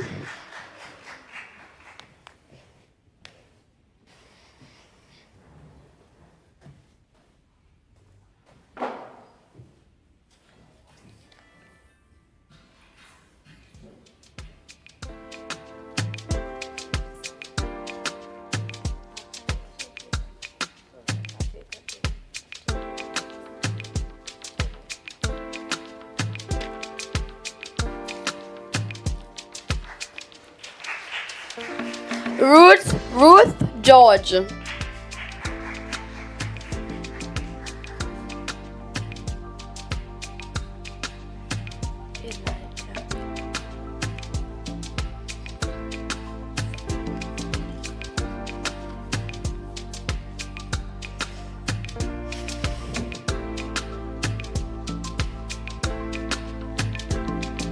Elijah Dick.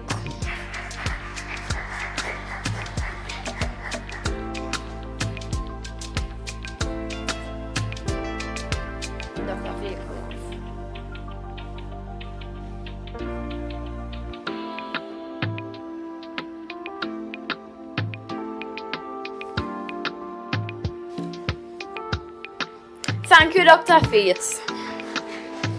Finally, we call on Madam Presiding Officer, Ms. Abby Taylor, to share in this special moment by distributing tokens to the remainder of participants. Omar Gift.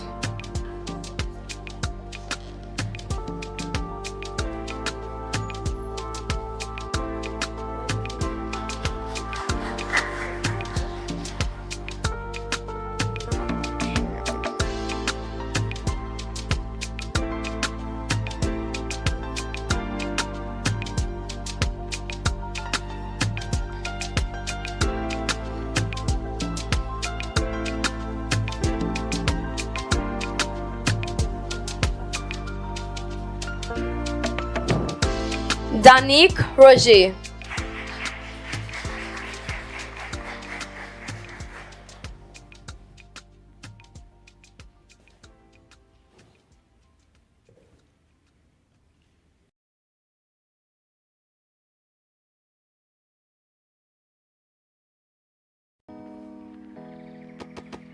Carver Trim.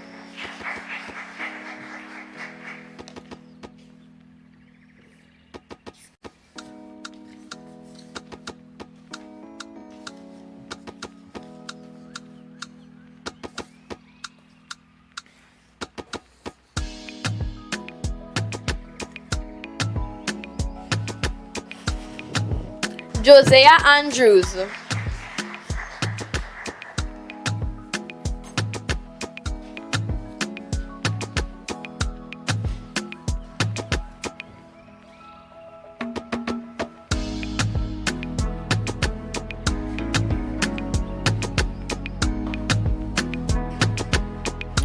Kayleigh Andrews.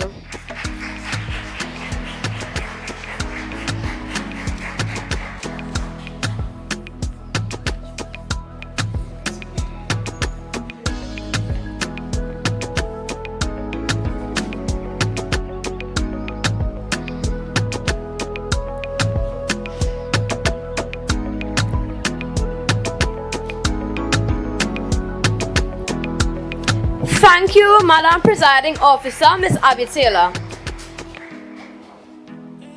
I am Sienna Rupchand, and I stand before you today deeply honored and profoundly moved to have served as Master of Ceremonies for this second annual primary plenary debate.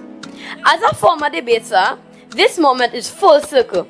To return here, not just as a spectator, but as a voice guiding today's event, and to witness our young minds take the floor with such boldness, brilliance, and grace. It stirred something powerful in me. The energy in this chamber was electric. The clarity, the conviction, the passion with which you debated, it echoed through these historic walls and straight into the heart of Tobago's future. To our phenomenal young debaters, thank you. You spoke not just with words, but with fire, with purpose. You proved that autonomy is not just a topic for adults. It's a living conversation that belongs to all of us, especially the youth. You have lit a spark, and I believe your voices will echo far beyond this room and ignite island-wide dialogue. To every teacher, parent, and mentor who stood behind these students, your quiet strength and encouragement were the wind beneath their wings. To those who joined us in the public gallery and online, thank you for showing up, for listening, for believing. To all our distinguished guests, thank you for your presence and support. And to Madam Presiding Officer, Ms. Abby Taylor, what a visionary you are. You did not just dream up this space for youth. You built it. You built the people's house which opened these doors, cleared the paths, and raised the bar for Tobagonians to have a voice. On behalf of every young person inspired today, we thank you. Let's all join together in a heartfelt round of applause to honor her and her dedicated team.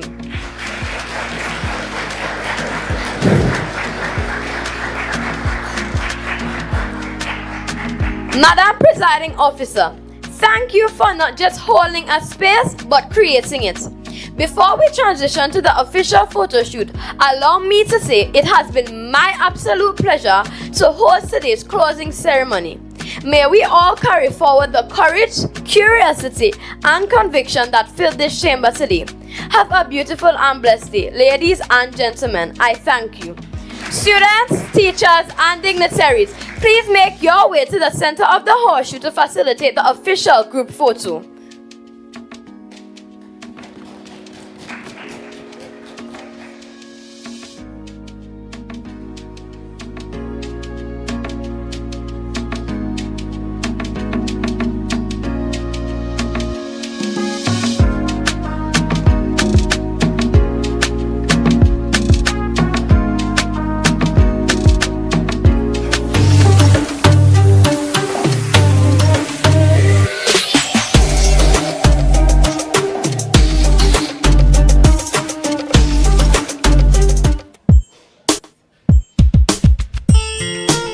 Assemblers, I'm Kayleigh Andrews, Presiding Officer for the second annual primary plenary debate happening Thursday, June 12, 2025 at 10 a.m. inside the Assembly Chamber. Autonomy, autonomy, autonomy. 19 bold young voices are ready to shake the island as they tackle the big question. How does autonomy affect us, the youth? With courage, clarity, and conviction, we're stepping up and speaking out. Join us live in the chamber or tune in on YouTube and Facebook. We are bold, brilliant, and just getting started. Thursday, June 12th at 10 a.m. Listen, we little, but we talawa. Don't miss it.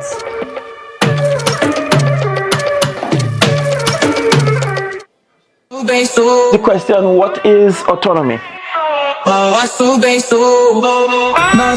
Autonomy is about people in Tobago having that right to determine for ourselves the kind of government we want, how we want our government to be structured, and what we want from government. Essentially, for the presentation today, this is a video from ePixel.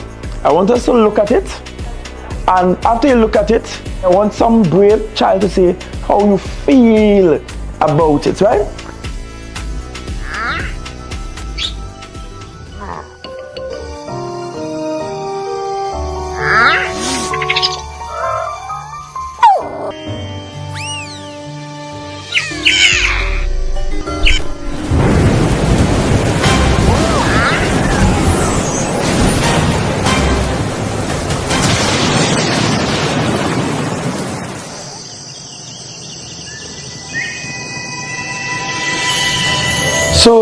this video, we have two bird characters. I want to know, without me prompting you, what do you think the birds represent, or who do they represent? And what will be the third question? What will be your response if you were in the situation of the bird that is seemingly disadvantaged in this scenario? Well, I took the smaller bird as the island of Tobago and the larger bird as the island of Trinidad. The moral of the story is to show that even if we are a smaller island and Trinidad is the bigger island, we could still work together to form our own government, to build, to help the betterment of our country. You may now join the students for a photo. From my view of the story, I was going to say that the small bird, which was Tobago, wanted to help out and help Trinidad become bigger and help itself become bigger, but Trinidad didn't want it, and I was being unfair by taking off more stuff that Tobago also needs to become a better country. Very well. So she spoke about the resource sharing, and that the bigger bird, she observed the bigger bird taking most of the stuff, including the stuff that the smaller bird acquired on its own, and that the smaller bird also needed for its own sustenance. So that's a very good observation, let's say, for Westside.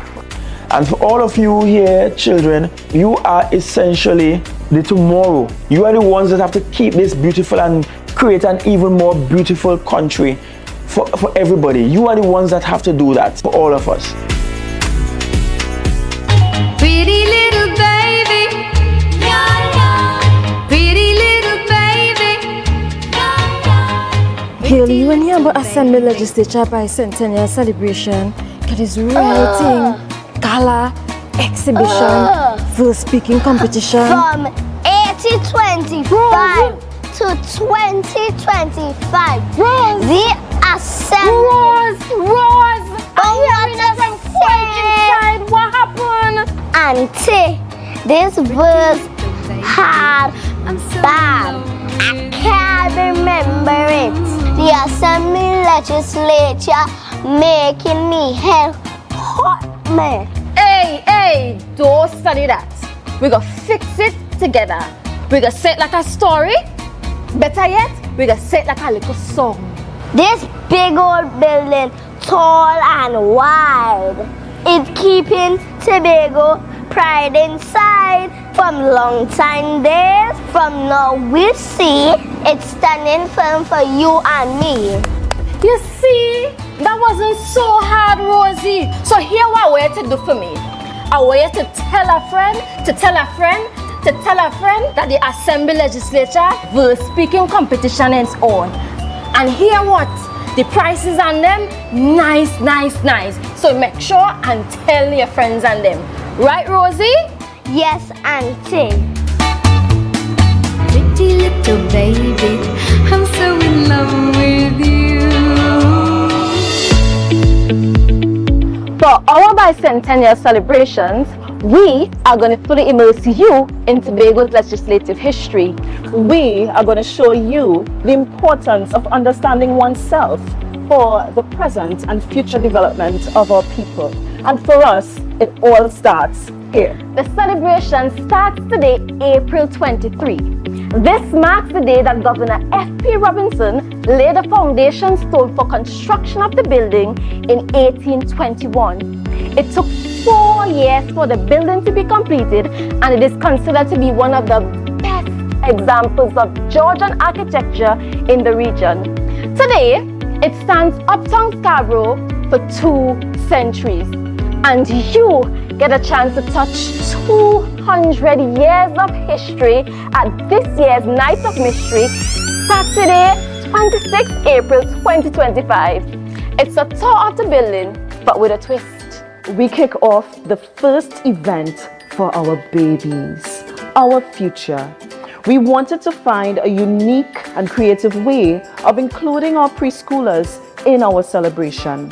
Little Voice, Big Heritage gives our preschoolers the opportunity to do a little research with the help of mommy, daddy, and of course the teachers, to script a verse about anything legislative and present it to an audience. We'll even help by providing a breakdown of our legislative history from 1825 to 2025 for you to choose from. The month of May is going to be jam-packed with activities for our young debaters as the highly anticipated primary plenary caravan. Our staff will visit all primary schools and begin training sessions from May 12th. Last year was definitely a learning curve for us.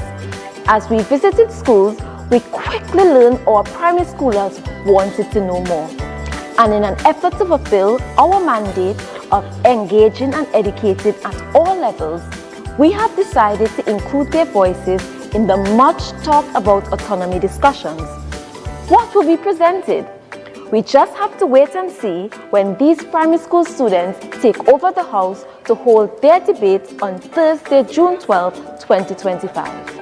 Listen, we have a full calendar of events on our website. If you scan this code, it will take you straight to all the dates.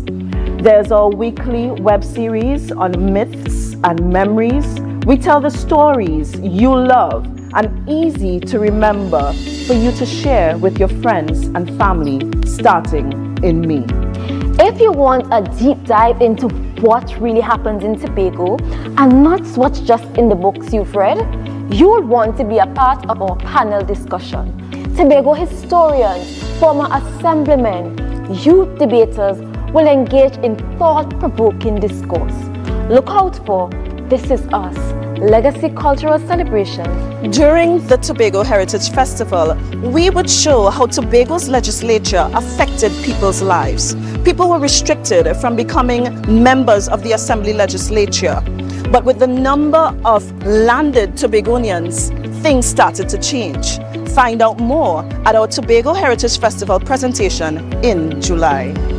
The Assembly building housed a critical part of our island's history.